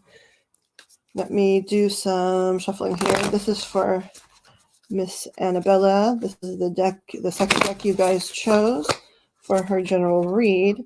We know more about what we're working on here. So we are going to try and keep this aspect general and see what you guys let us know about. And then we have a specific question that we will ask here towards the end. Again, I'd like to call my archangels and angels, my guides, to help connect this energy and help me interpret the messages that you have for Miss Annabella. I ask Miss Annabella's archangels, angels, and guides to be involved as well, and help pass along the messages and help me to interpret them properly for her higher and greater good and well-being, and the joy and pleasure of,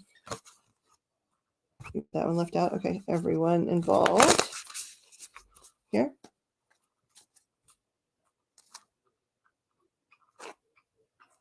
More shuffle. Oh, two. Okay. Annabella. This is for Annabella. Okay. Let's see what this one was. Interesting. Okay. You just want that to the side. How many? Okay.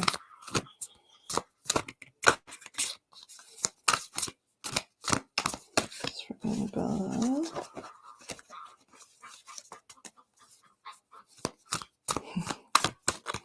This is for Annabella.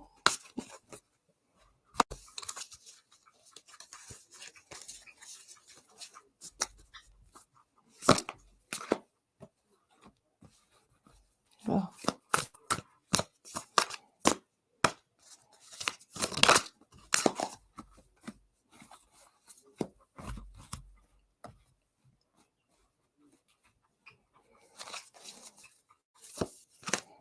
How many more?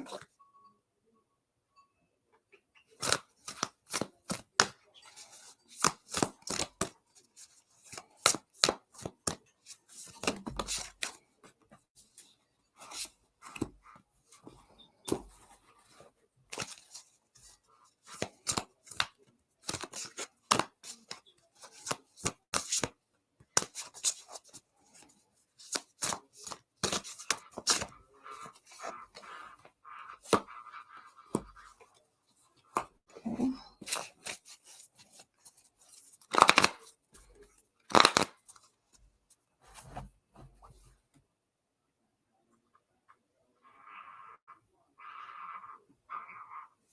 Okay, let's see here.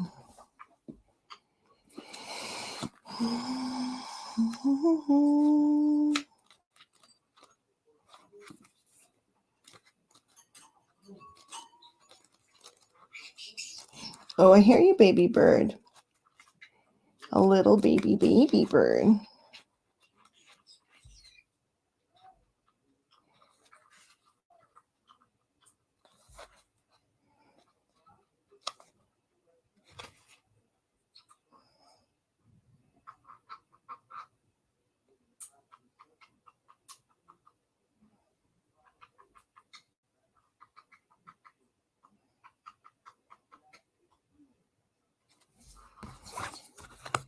Okay.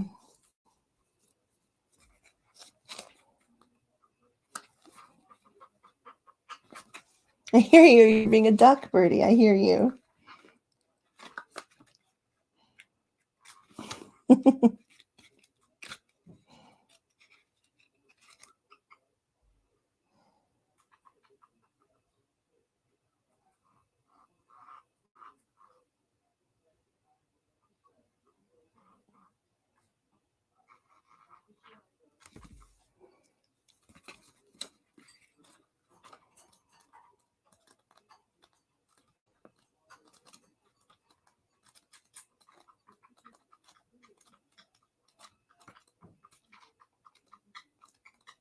I hear you, baby bird. I hear you, honey bun. You're very, very, very clickety clack.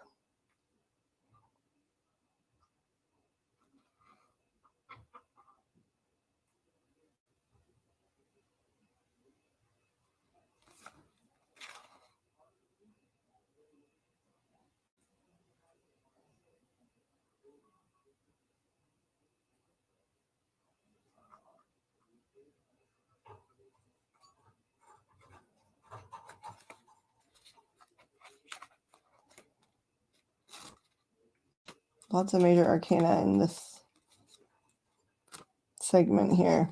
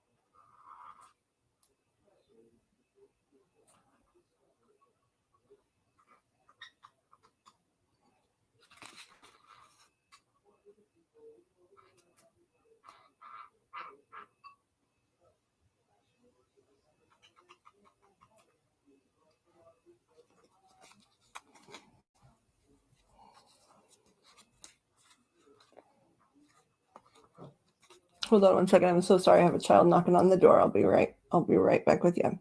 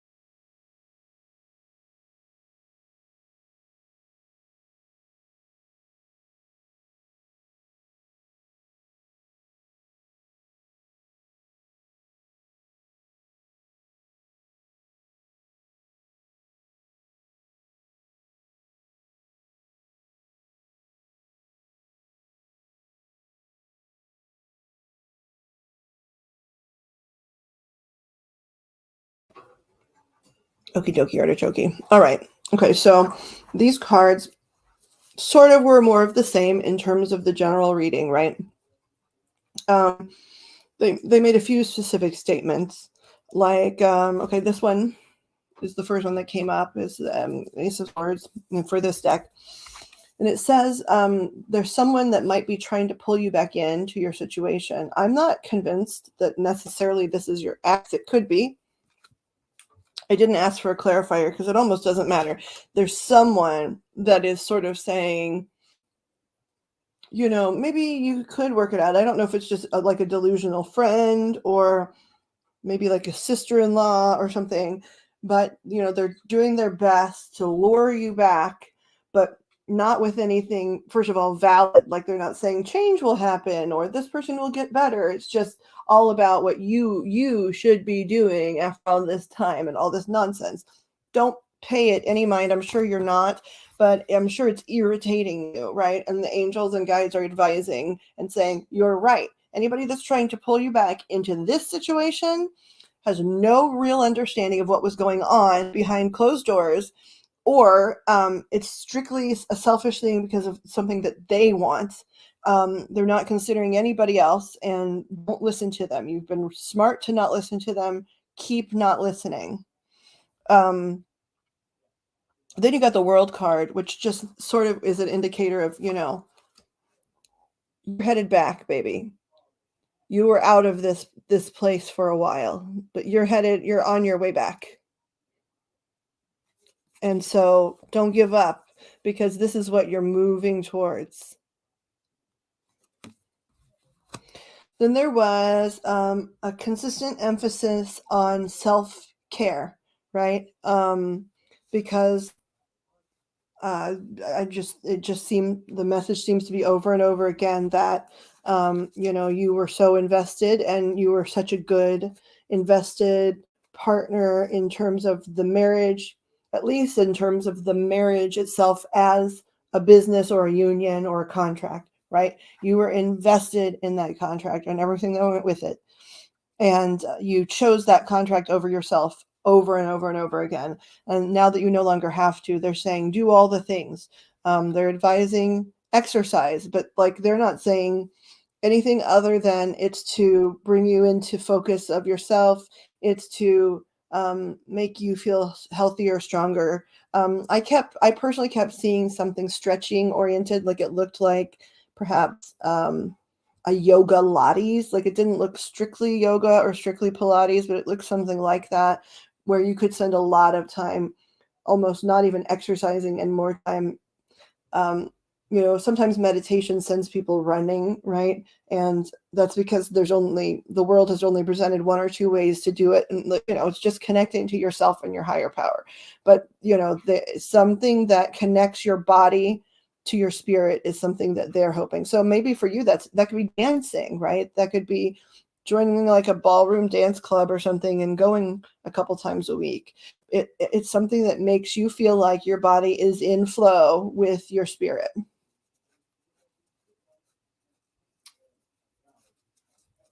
So they're encouraging that.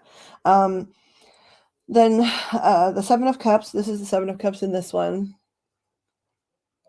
popped up. And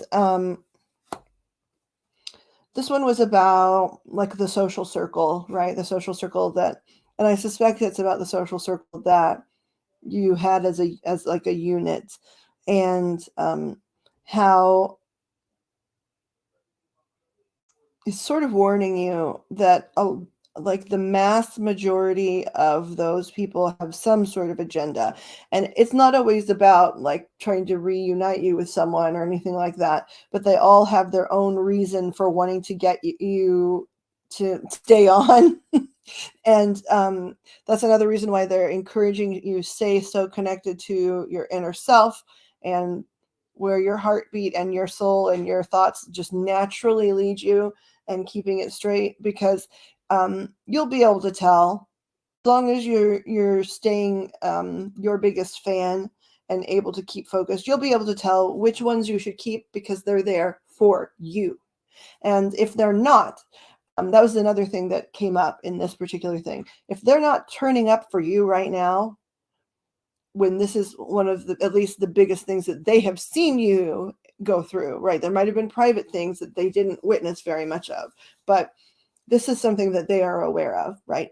If they're not coming at you saying, is there anything I can do for you at this time? Like anything, like you just want to go for a drink, or do you just want to go out somewhere and scream obscenities in a field?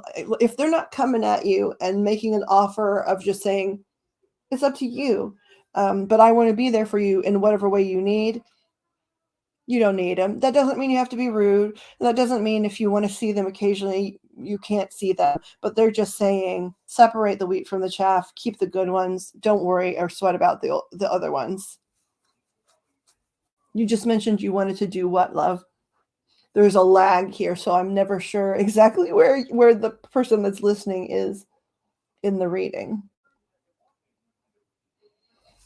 Sleep well, Wolf. I hope your head feels better. I know that it's barometric pressure and that it's cold hands and feet, though, too, even though you live in the desert.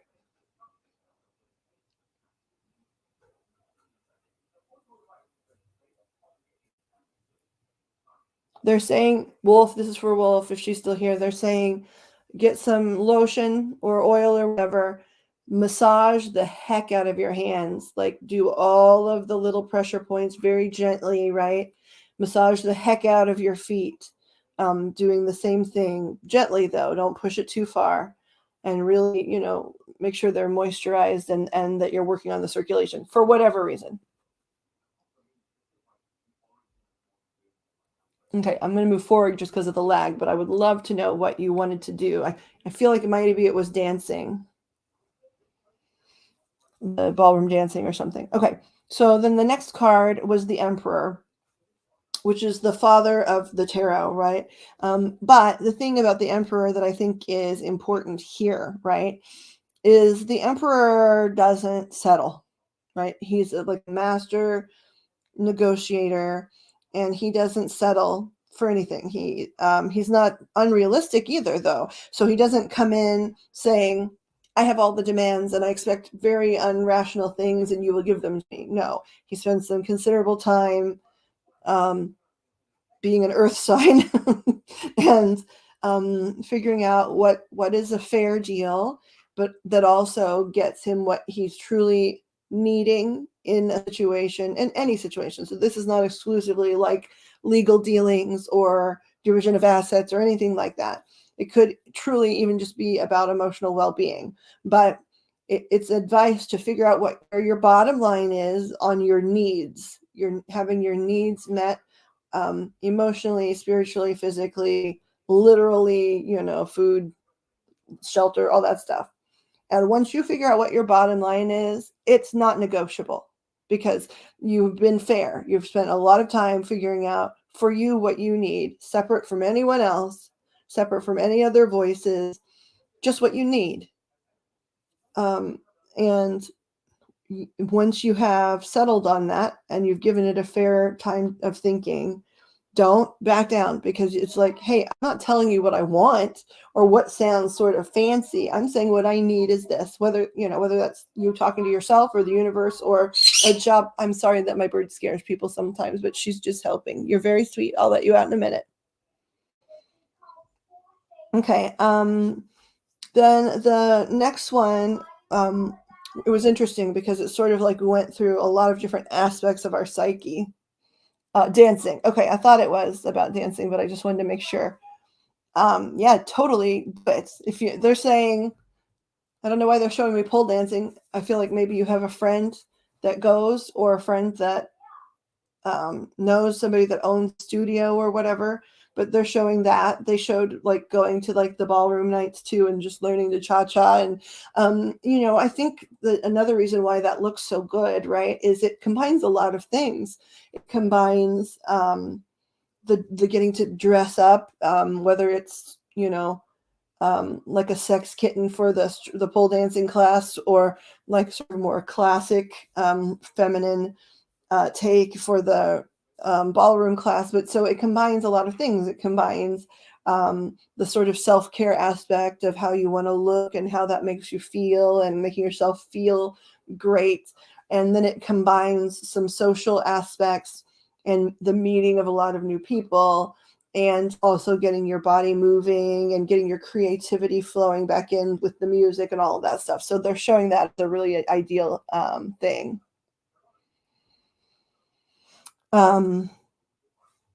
Dropped out during the Emperor. The Emperor, okay, so the Emperor aspect, and this will, by the way, this live will post forever for the most part. And so that was around, I don't know, probably somewhere around the 2-hour mark of this live, in case I don't explain it well, or you want to go back or whatever.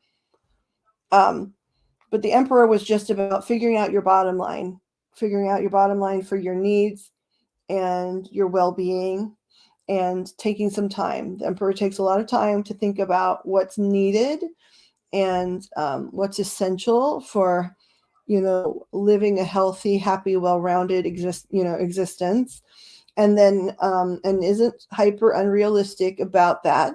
And then, but then once they figure that out, once they figure out these are the things that I genuinely need to be well, protected, functional, joyful, healthy, whatever, connected to my spirituality, then they don't negotiate, because it's not their top line. It's not something additional that they want, or their frivolous package of interests. No, it's their bottom line. They spend a lot of time focusing, thinking, meditating, dreaming about what that might be.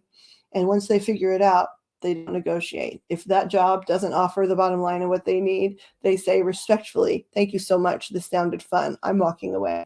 If a person or a social situation doesn't offer the bottom line of the respect or the fun or the support that they need, they say, thank you, respectfully, I'm going to walk away. And they stick to that.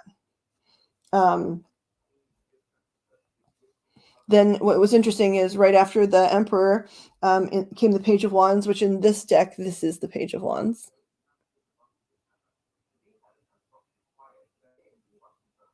And so right after the Father of the Tarot came some message about making sure that your inner child is nurtured. So I think it's perfectly actually in tune with the reading that it came right after that, because it was like saying, here's my bottom line for needs. And if you're struggling with figuring out what that is, speaking to your inner child is one of the best ways to do that, and thinking about yourself as a child, right? Because then you don't ever go, like with children you care for, you don't ever go, oh, what? You want some time with people you love to cuddle up and talk and chat? And no, that's unnecessary, and cross that from the list, right? You don't do that with children. You don't say, oh, you need some time to be imaginative and playful. No. Oh, you want dinner? No, you never do that to a child you're caring for. So the advice is, if you're struggling to figure out a baseline, take care of yourself like you're your own child, and there you have your baseline. Take care of yourself as beautifully as you would take care of that child, and because that's what you deserve. And as soon as you start doing that with even a little bit of consistency, it will pull in other types of people that both do that for themselves, which then means they have these really amazingly healthy things we call boundaries that a lot of us don't understand at all. And then also that because they understand their need to be taken care of beautifully, they'll understand your need to be taken care of beautifully, and you guys will just continue to draw more healthy people into your world. The Death card came up next, right? Which I love this version of the Death card, actually. Because, it's just a new beginning. The Death card in the tarot almost never means anything scary. It almost always means, sometimes it can be like, yes, you may have to mourn that loss, because it is a loss and it is permanent, because you have to permanently, put one thing to rest in order for a whole new life to begin. And so, it does talk about at times, don't be embarrassed or deny yourself the chance to mourn, some aspects, but also don't ever forget for a second that you're moving into something bigger and brighter. And then it had two little sort of extra cards that just threw in to talk about visuals. One was this 5 of Pentacles. Now in this deck, this is the 5 of Pentacles. It's a bride outside of a chapel looking in like, oh my gosh, that's what I want. I should be in there. But this was inverted. So I felt like it was almost like a cosmic joke for you, right? Where it's like, don't worry about that girl. She's fine. She's not, she does not want that. Turn that picture upside down, right? She doesn't want that at all. And so I thought that one was really cute.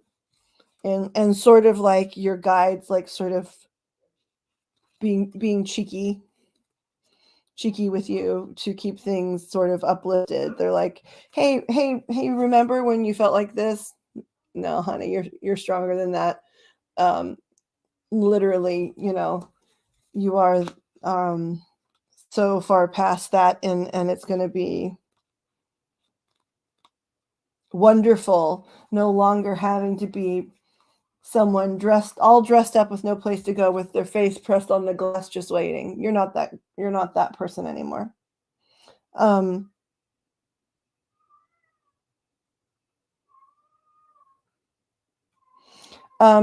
Okay, and then the last one, and then we'll ask your specific question, but the last one here, oh gosh, come on, there we go. Page of Pentacles, and it's another kiddo in a tree house, right?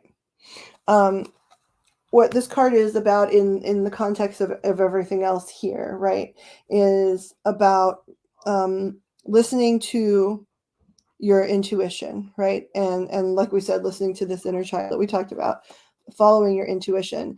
But they're saying that you've always been intuitive. This is just me guessing. I think in the past, your work was likely something that involved a lot of creativity, and that could be any number of things, right? There are jobs that to the outside world don't look creative that are extremely creative. So I don't know for sure what you did, but it was something creative, I feel like. And so they're saying all of that is still there. And also because you are somebody that has matured and has life experience and all of that stuff, they want you to understand that while you've always had moderately good intuition, especially at times when you're allowing yourself to connect fully, they're saying, get ready, man, because if you can do even some aspects of the self-care stuff and this moving on, your intuition is going to get more and more and more fine-tuned. Your ability to hear, no matter what you want to call it, your inner voice, source, God, Buddha, guides, forest fairies, whatever you want to call that, your ability to tune into that and much more quickly than you have been able to in the past is increasing. And basically they're opening up a channel, like a space for you to be able to have more instantaneous, more accurate, better flowing conversation with the universe, both in terms of like creative endeavors and just in your life in general. And I think maybe that you are somebody that has already in your life experience this far sort of been somebody that knows things, right? A lot more often when it has something to do with someone else than yourself, maybe, because that often is how it works anyway. But you've been somebody that sort of knows things. And so this is sort of like saying, girl, get ready to know so much more. You're getting lined up for those conversations. And then let me pull these all back in. You had one specific question. Do you still want me to ask it? Because I will. Do you want me to ask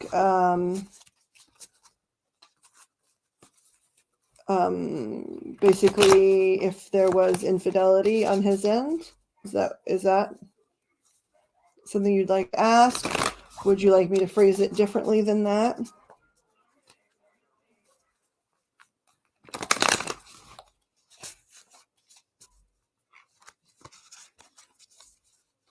Oh my goodness, lagging by 5 minutes. I'm so sorry.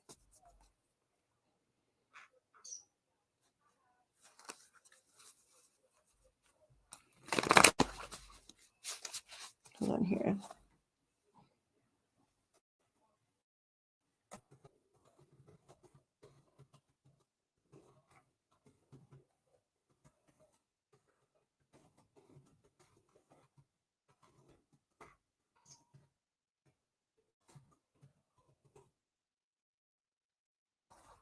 Okay, are you able to now that you're back in, are you able to I want to know how fast you're hearing me. So whenever you hear this message, can you just put the number 5 in the chat?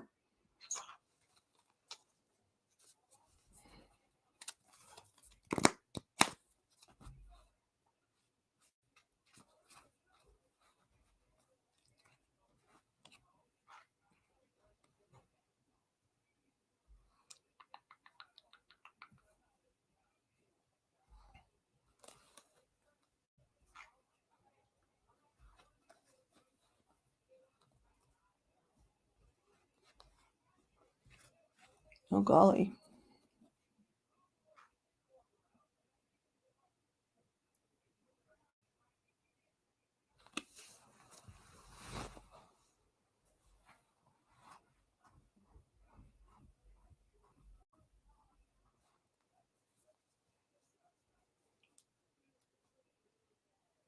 Hold on, I'm going to use this as a break to check my meds. I'll be right here, like paying attention, but I'm turning off this stuff here just for a second while people are able to catch up. Also, Annabella, this will be live, and so literally when we're done here, if you would like, you literally can rewind even while we're still live, so that you can see what's been said. And then if we're still live after you've gotten to review those bits, you can come back and ask questions. So anyway, I'm going to pause for just a minute here, and hopefully we'll have some time to catch up.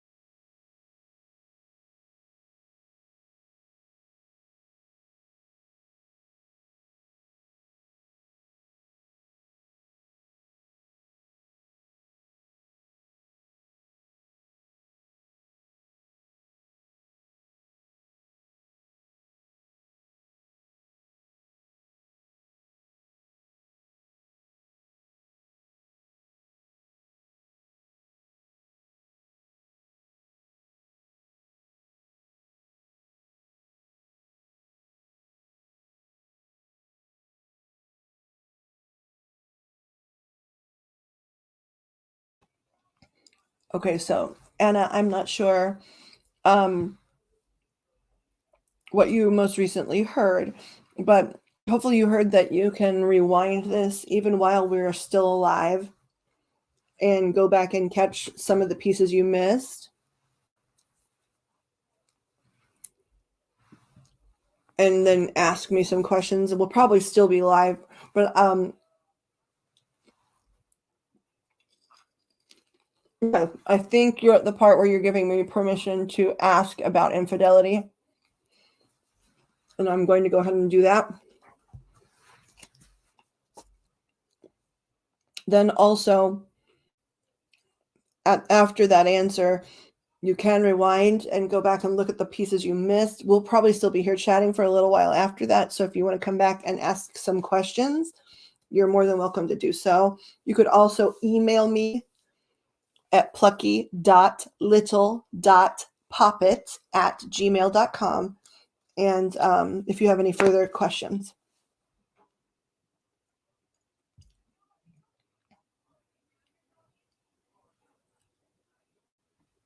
Okay, and it will be permanently posted when the live is over too, so you can go back and review it on your own time as well. So okay, as well then is what my brain was trying to say. Okay, so this question, guides, is for Annabella. It's a more specific question. We're asking for my archangels, angels, and guides, for Anna's archangels, angels, and guides to come forward and help us answer this question to the best of our ability. The question is about the fidelity of the partner she is divorcing.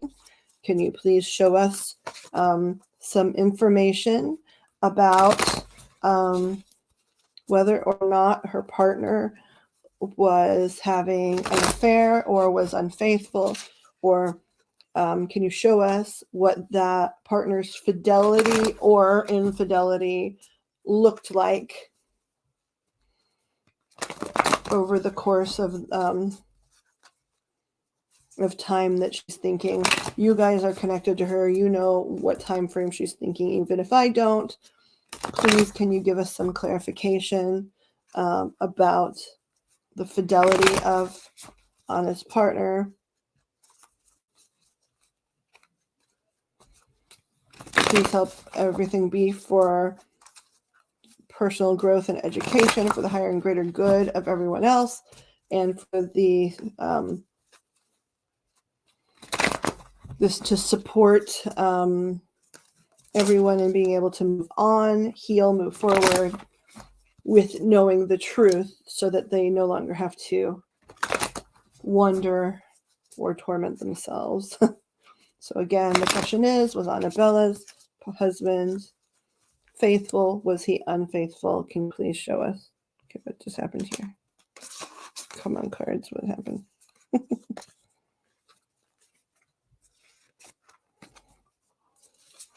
Okay, now we can shuffle.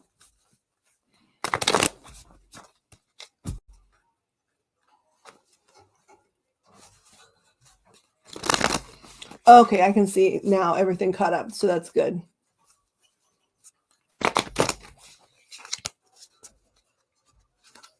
Okay, let's see here.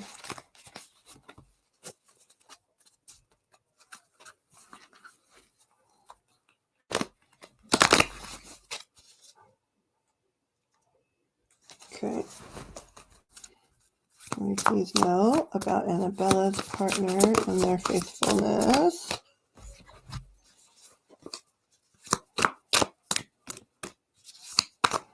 Can we please know about Annabella's husband and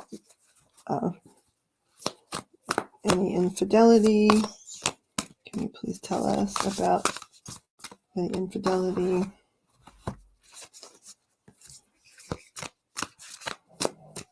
How many more?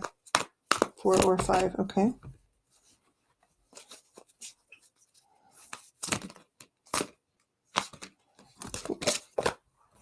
I'm just dropping stuff unnecessarily now.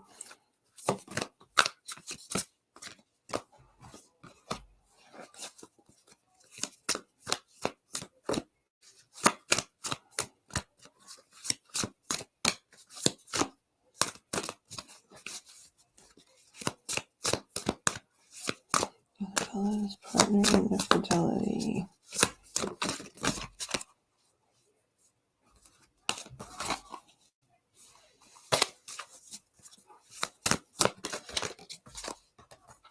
Oof.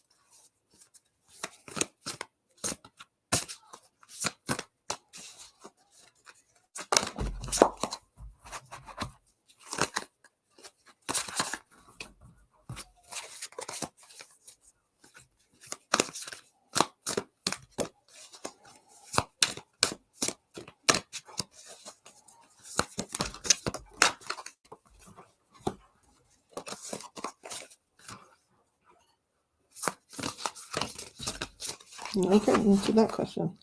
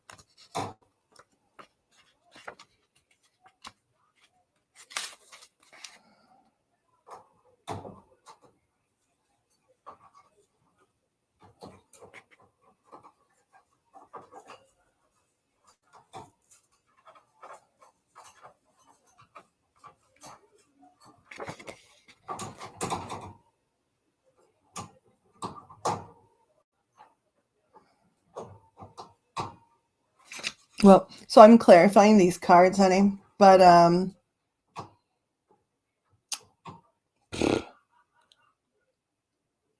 I mean,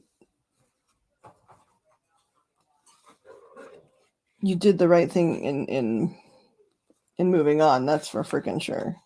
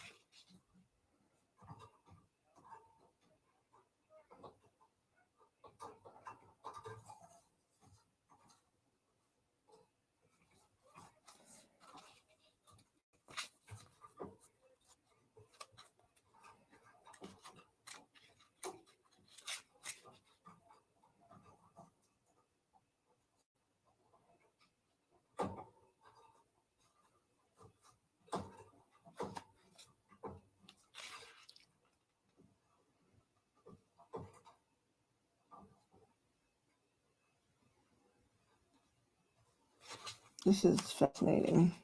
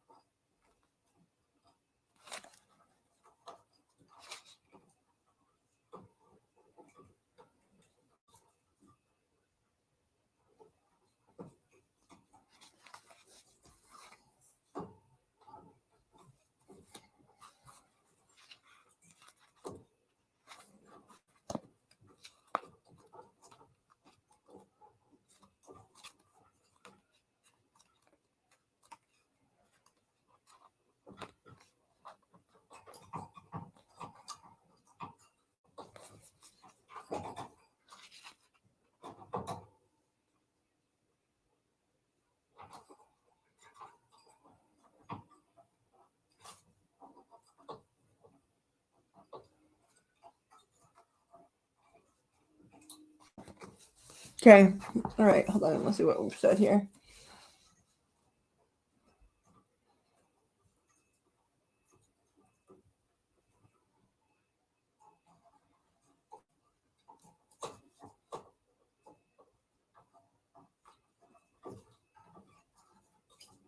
Okay. So this is really interesting for a myriad of reasons. But the first card that came up was the Judgment card. So it was like, sort of like, honey, you already know. You've known long enough to know that it caused, a sort of type of death in your relationship, and the death in your relationship, the corpse, right, from that situation. You've known so long that there's been time to bury the corpse, have a funeral for the corpse, and go back and visit the headstone. So you already know the answer to this pretty much, but didn't want to be somebody that made harsh assumptions. And I'm assuming you were gaslit a considerable amount if you ever even addressed this with them. Okay. Then what was interesting, now they weren't all in order. They were a little bit out of order. But you got the Six of Swords, the Seven of Swords, the Eight of Swords, the Nine of Swords, and the Page of Swords, which is just nuts that they all came, like every step happened. Okay, so this is the first card that fell when we were asking about, was there infidelity? Here's the second one. You don't even have to know what cards mean to know what this means.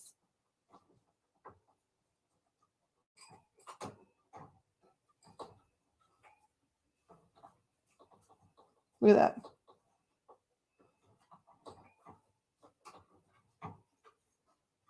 Look at that. There she is. Sneaking out.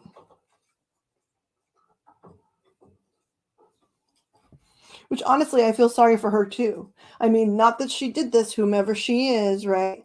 And I get a small gross feeling that you might even know her socially. But and if there's just one her, I don't really know the answer. But I feel sorry for her that this is what she thought she was worth. That's what she thought she was worth. Someone using her and then scooting her out in the middle of the night. That's how valuable she was. Then it talks about the next one was this, right? And it's about, okay, well, so this is sort of the order, okay? The order was you knew, and you were reaching out and saying, come on, just tell me. I already know. I just already know, right? You didn't get any answers. Meanwhile, this was happening, okay? Right? And then you were saying, please, it would give me so much freedom just to not feel crazy here. Stop making me feel crazy. You're literally doing something mean to me, and then you're making me feel crazy. I just want freedom to move on without having all of these swords here with me, weighing down my boat. Just tell me the freaking truth. I feel trapped. I feel trapped because I know that something is up, but you will not admit it. Now, am I supposed to, without facts, just move on from something when I'm a good person and I've made promises and I'm somebody that honors my promises? So here I am. I'm freaking trapped. You've kept me in this cage. I'm sorry, I'm mad on your behalf. You've kept me in this cage, in of knowing, but not doing me the service of releasing me, right? It talks about, I don't know if he traveled for work or if you traveled for work, but there was something that kept you guys in certain types of separation that weren't necessarily from you guys choosing to be separated necessarily. So I don't know if one or both of you traveled for work. And I don't know if it was all the time, but it feels like it was consistent enough that that temptation created an issue, because this is the devil card in this particular deck, which is all about temptation and not being able to be a grown up enough to have something tempting in front of you and say no.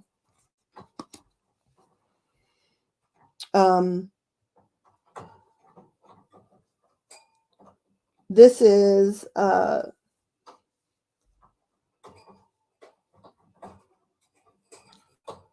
Nine of Swords. This is sort of when you're just almost to the end of your rope, right? Literally, here she sits, right? This says love. There's a heart, a picture of like an actual anatomical heart. These are love notes that were written, and everything's on fire and being skewed. But she's sitting there paralyzed in her chair because she doesn't have fact. She's been seeking the fact.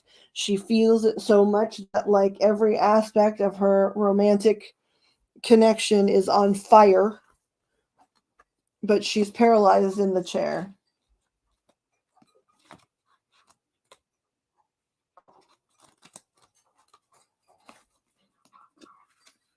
Yeah, I can see that narcissism. Hold on here. I want to look at this little guy's card real quick.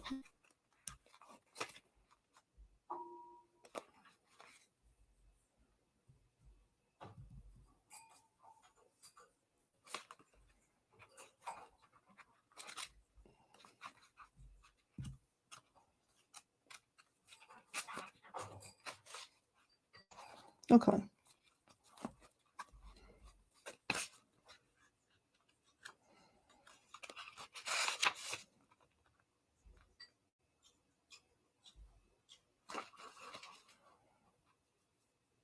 Okay. All right. So, okay. I just wanted to verify something here.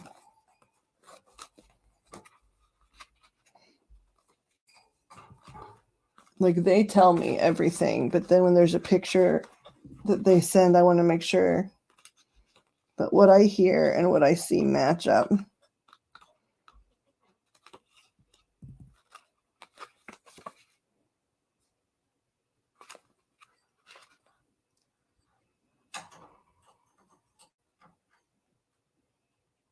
Okay. Okay, so after all of those cards, and the next one was the Page of Swords, okay? And the reason I had to look this one up is because the visual doesn't necessarily match the message for me, right? But this, see the pirate ship, the warning being sent up in the air, right? Into your thoughts. This is basically saying, now that you know what you know, even though you already knew it, there's an instinct to maybe reach out and say, hey, I feel like I know more now. Hey, you owe me an apology. Hey, you should explain yourself to me. This card is saying, don't do that. Don't do that. This person has always lied to you about this particular topic. There's nothing that's necessarily going to make them stop doing it now. And any answer they could give you is going to hurt you because it's either going to be a lie or a truth that they're going to rearrange so that they somehow make it not their fault, even though they did something pretty terrible to you per your personal relationship agreement, right? So it's saying resist the urge to get in contact and say, explain yourself, apologize. I want to understand. No, this is just like the warning label, right? Don't do it. Don't do it. It'll only hurt you. And then the last one here was the Three of Pentacles, but it was reversed. Okay. And this is actually about celebrating. It's saying, this is crummy news, but you already knew this. And this gives you all the more reason to toast with your girlfriends, to say, you know what? I did it. I felt it. I never had proof.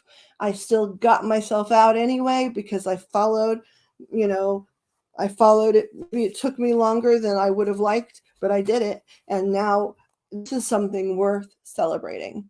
I've learned a lot. I don't have to hate this person. Eventually I will probably even forgive this person for the sake of myself so I can move on and just not think about it. But let somebody toast with me because I have made a decision that is good for me and good for my life. And no matter what these conventional people or these people in my social circle are saying, I deserve a celebration. Someone should congratulate me because I was in a maze of, I hope you don't mind bad words because I'm big on them. I was in a maze of absolute fuckery. And, you know, there were funhouse mirrors everywhere, and I found my way out. And I am becoming me again. And there's nothing that deserves a night on the town, a good dinner, a pat on the back, a hug, a trip, whatever it is, a pair of new shoes, than that.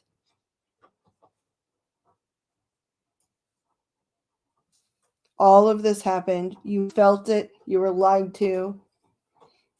I'm sure plenty of other things happened. You felt and were lied to. And you, being a good person, waited it out and waited it out and waited it out because you didn't want to behave the way the other person was and just be in everything just for yourself and your own sake and your own selfish wants and needs.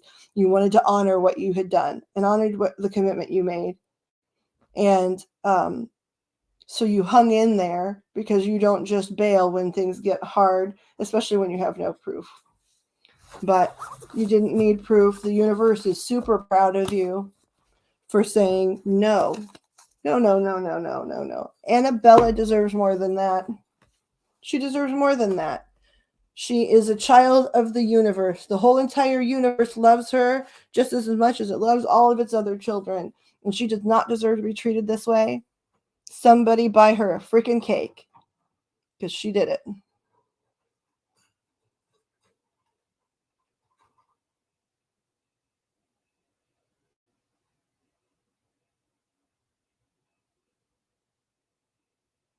I think there's a lag. So right now, this is sort of the end of the reading. When we get to this point in the lag, please let me know.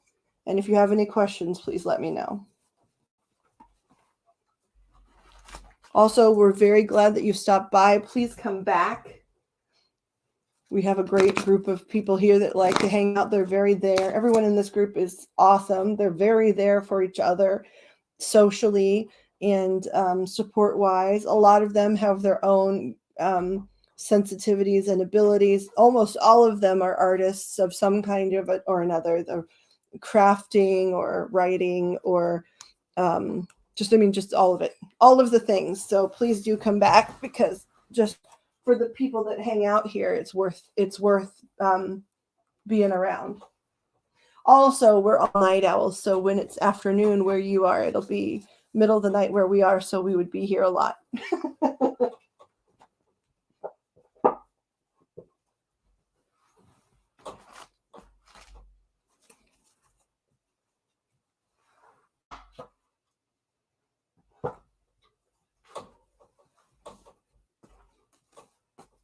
Oh, come on. Go back in.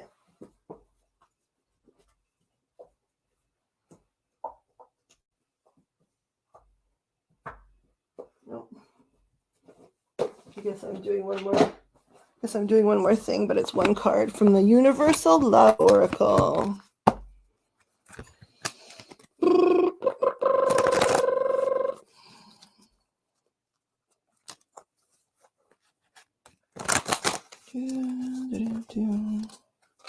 This is for Annabella. You guys recommended it, so I know you'll choose what you want her to hear in this card. Oops, sorry, crystals.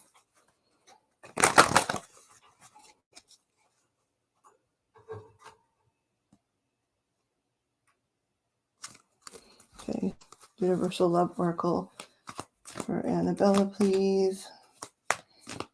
You guys, okay, there it is. Interesting. Okay, so the guides stopped me and they said they wanted to give you one more card from the Universal Love Oracle. It's healing oracle cards. So I shuffled and I drew, and the card that came up for you is beautiful. It's called Birth.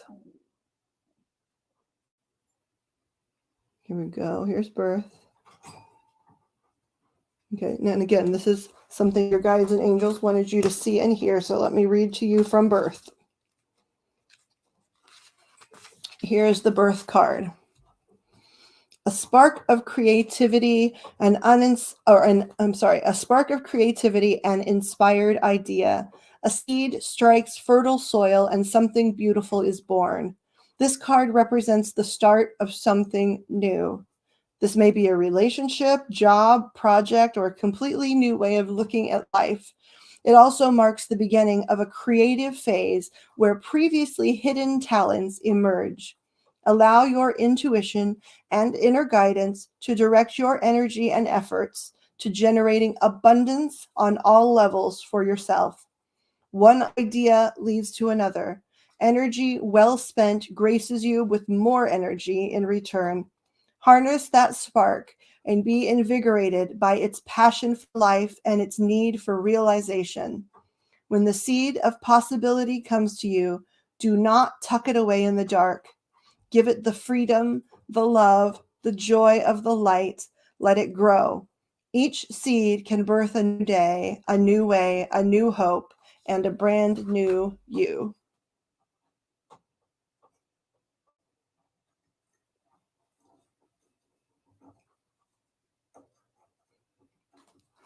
The universe really loves you a lot, just so you know.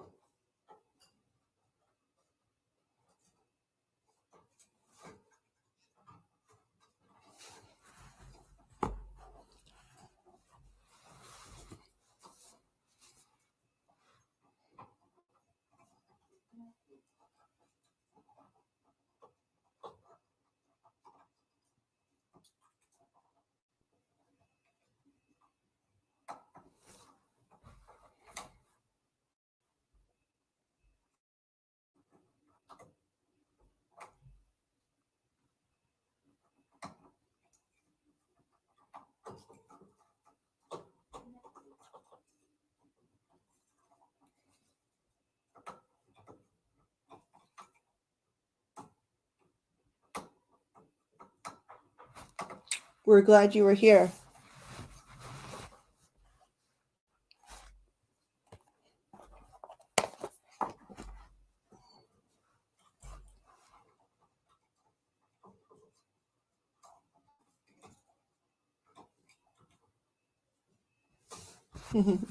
Thank you.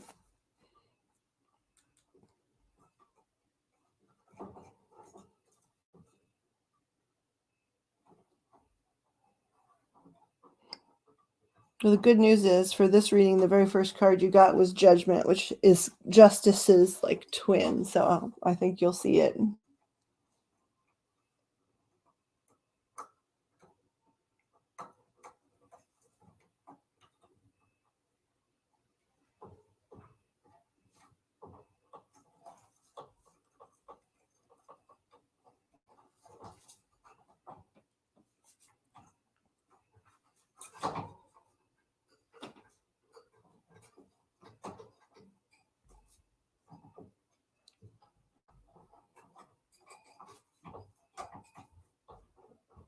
He was found guilty. That's right, Kat.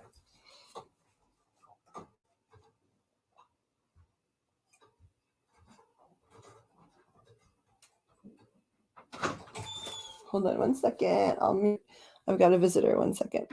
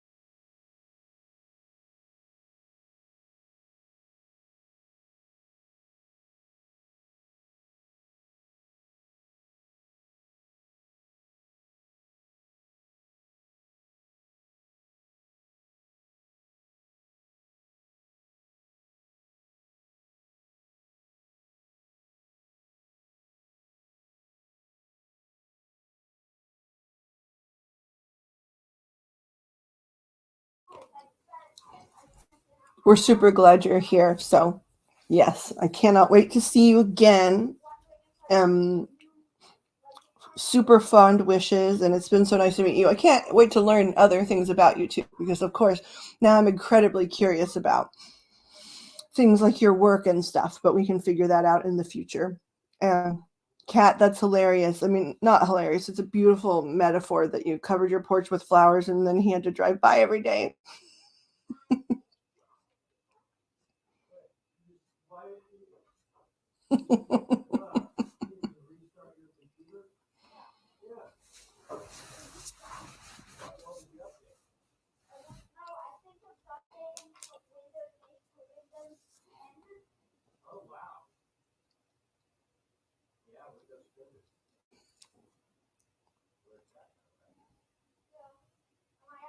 Okay, we can finally take some medication. Boop, boop, boop, boop, boo. Never planted a single one at your house. But at your new house, at your new house, it was a veritable garden. It's always hard to tell with lag, but Annabella, are we allowed to know just sort of the general area of Oz you live in? I don't know too many people there, but I have a friend from where I am from, which is the Midwest, the buckle of the Bible Belt, as people would say in the United States. And I have a friend from this area whose husband, I don't know, worked for some big tech company and moved there, and he's there on the Golden Coast. I don't know that I think finance is boring. It's mystical and magical for some of us that can't figure it out. Those magic numbers that some people know what to do with.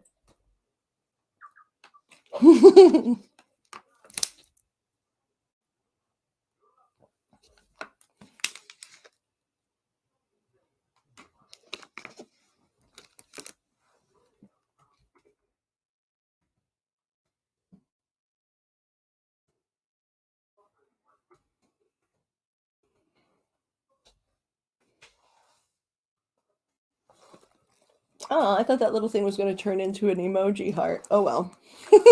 Whoops.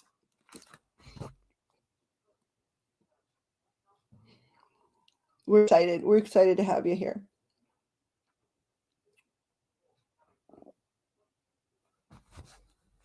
Victoria. Now I'll be, because I'm so undereducated, I'll be doing research about Victoria now to find out more. My friend works in this place, and I'm not going to be able to remember the name, but it's like this huge. We all have been in our past actors and directors and stuff in theater stuff, and it's this big place where it's sort of Dracula themed, and they do these shows there, and a lot of the tourists go and see this thing, but I can't remember what it's called, but it's like a big place that has all this stuff about Dracula and their vampires, and they do full scale like musicals and performing, and people come there for holiday. I'm not sure what it's called though.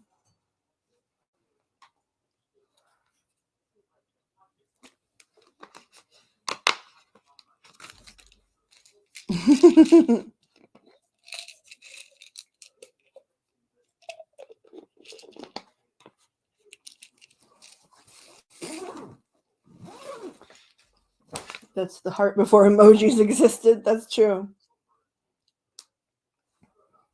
Back in the day that we all remember.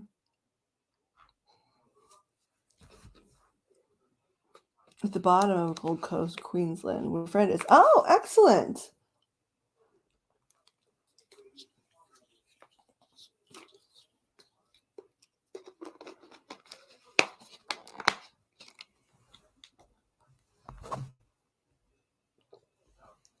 I'm going to see if I can find it in Google just because I'm curious about it.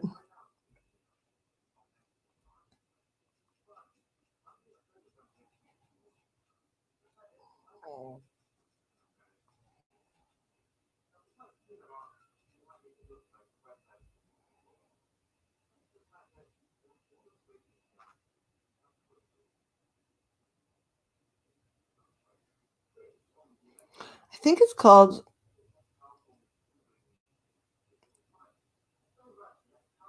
Oh, is it Australia Day tomorrow or today? It looks like they're saying there's Australia Day hours. It's Dracula's Cabaret.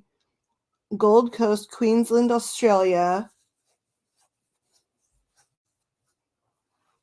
Dracula.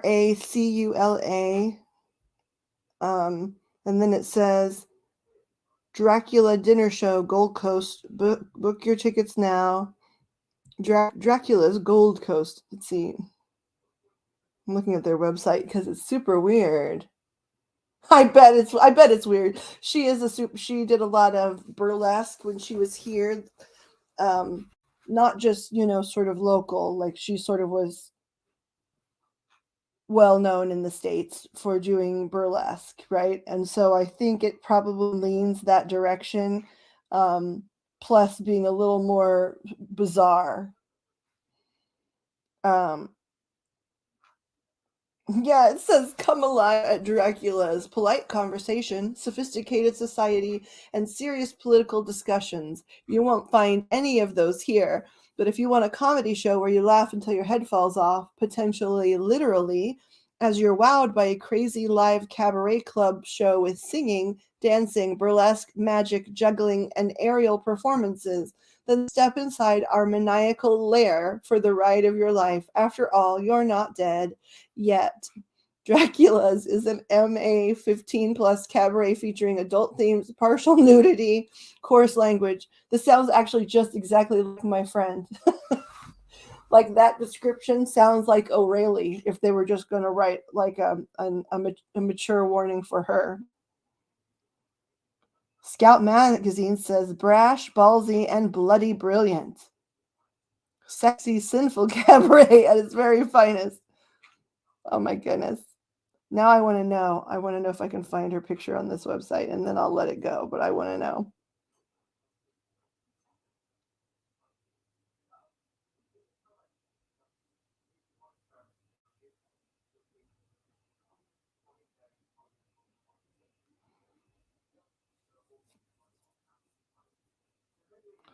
Oh, okay. These photos are from the visitors. They get their picture taken with the performers.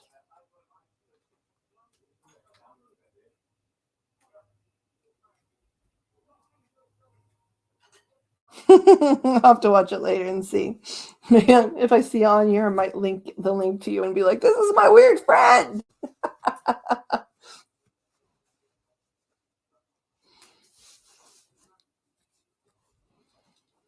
Good. Well, happy Australia Day. Well, yeah, it was my kind of place. She was one of my closest friends before she moved there. So it's super my kind of place. I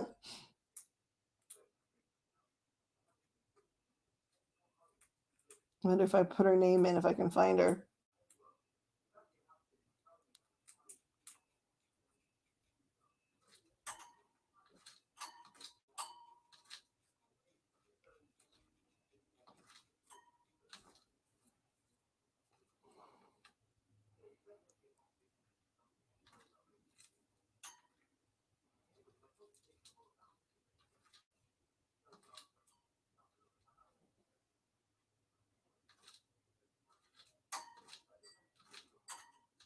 Oh, she still works there, all right.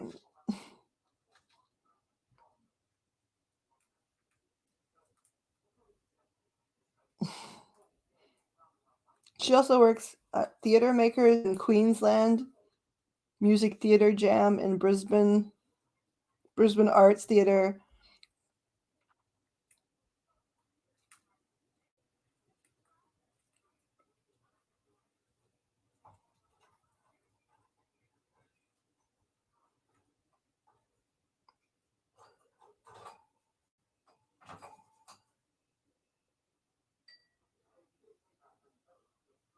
And she just did some show called A Very Naughty Christmas that apparently is on billboards all along the highway.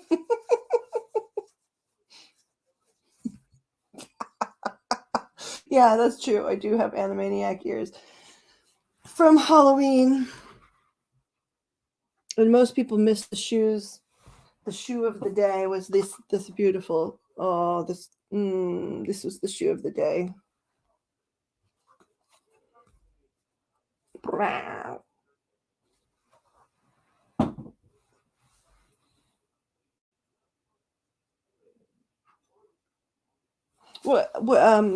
If you're comfortable telling us, I could see your kids in the reading, Anna, but I didn't bring them up. Um, and they clearly are a little bit older, but do you have girls, boys, both?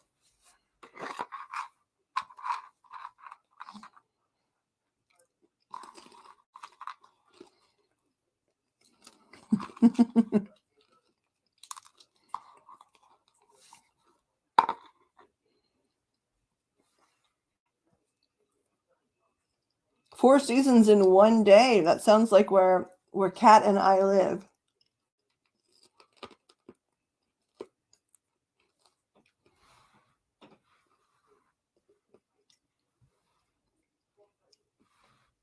Mm-hmm.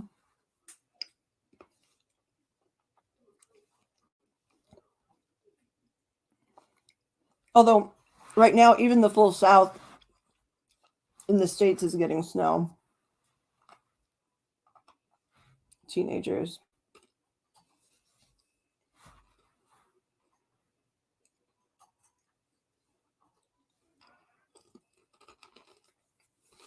Well, and I hope that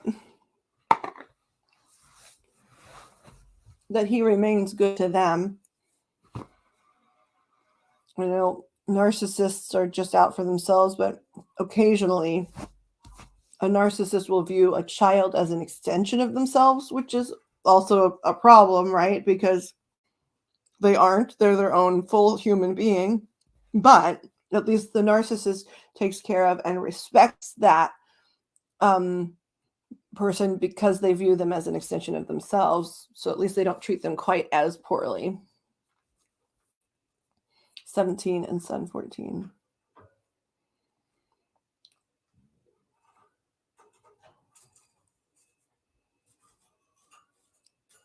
Yeah, I wasn't sure just because we're sticking to, a cold reading, and it didn't give anything that was specific. Like it didn't say anything like, if it had been a message about the children, I probably would have said, hey, this wants to talk about your kids.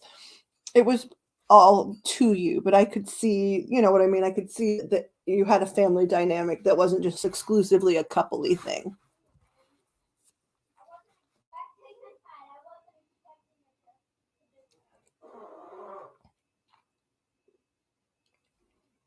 And you know what? Kat then had a number of years later a meet cute in a dog park. Seriously, it's like the stuff of romantic comedies where she met her current husband in a dog park walking their dogs. After all of that BS with that other person. And after everybody was pretty much grown up, she had a total when Harry met Sally thing happened, which is I still love it.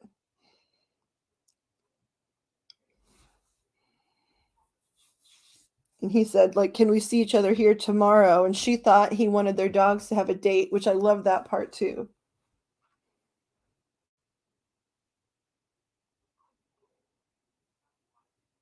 Once new supply kicks in, things change.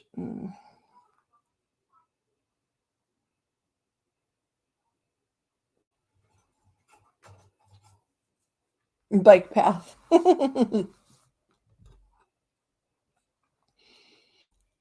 It's just my favorite part every time when you tell it, Kat, and you're like, oh, I thought, well, my dog has a date.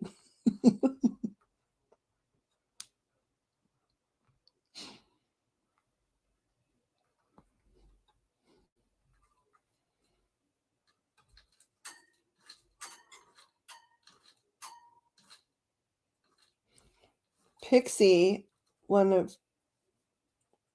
than I guess one of her exes, is in non-physical now.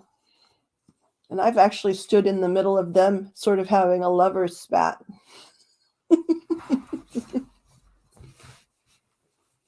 Most Loved Dogs. Oh yeah, that was a pretty cute movie that didn't get the credit it should have gotten.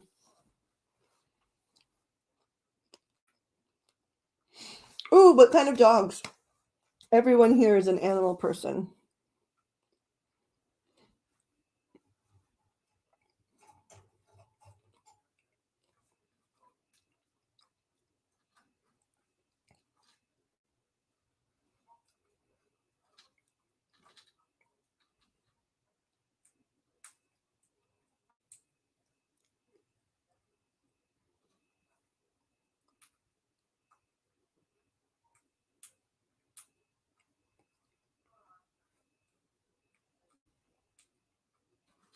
Be right back. I've got a door knocker again.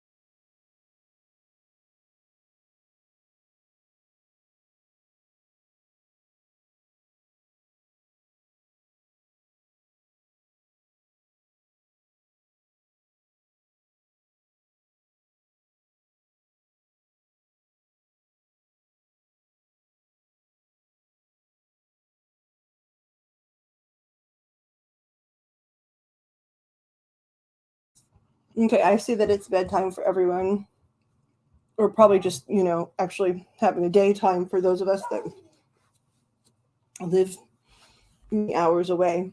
But so thank you so much for everyone to coming, for coming. Thank you so much for coming, everyone. Um, Pixie, let me know if Krista's okay with leaving that up. I'm going to leave it up for now. If she changes her mind or if she expresses a different opinion, let me know and I'll edit it out. And thank you for sharing it with us. Um, um, Thank you guys all for being here. And thank you for visiting with us, Annabella. We hope you do return. Joe King, if you're still here, I'm not sure if you are. We hope you're having beautiful sleep. I want to go back and see. I saw sort of out of the corner of my eye some talk about the girl. And I can't wait to read about that because it looks like maybe the girl likes you back or her friends know about you or something. So I want to know about that as well. So sending everybody love and light. So excited that we have a new person here. It only makes our group happier and stronger. And we'll see everyone probably tomorrow. And thank you to everyone that helps us. Thank you to mods, sure, Kat and Pixie tonight, and Joe, of course. And thank you to everyone that hangs out with us. Oh, thank you to the angels and the guides too. Nothing would happen without them. You saying something, Joe? I'm just saying to have a good night or morning and bye to everyone. Bye to everyone.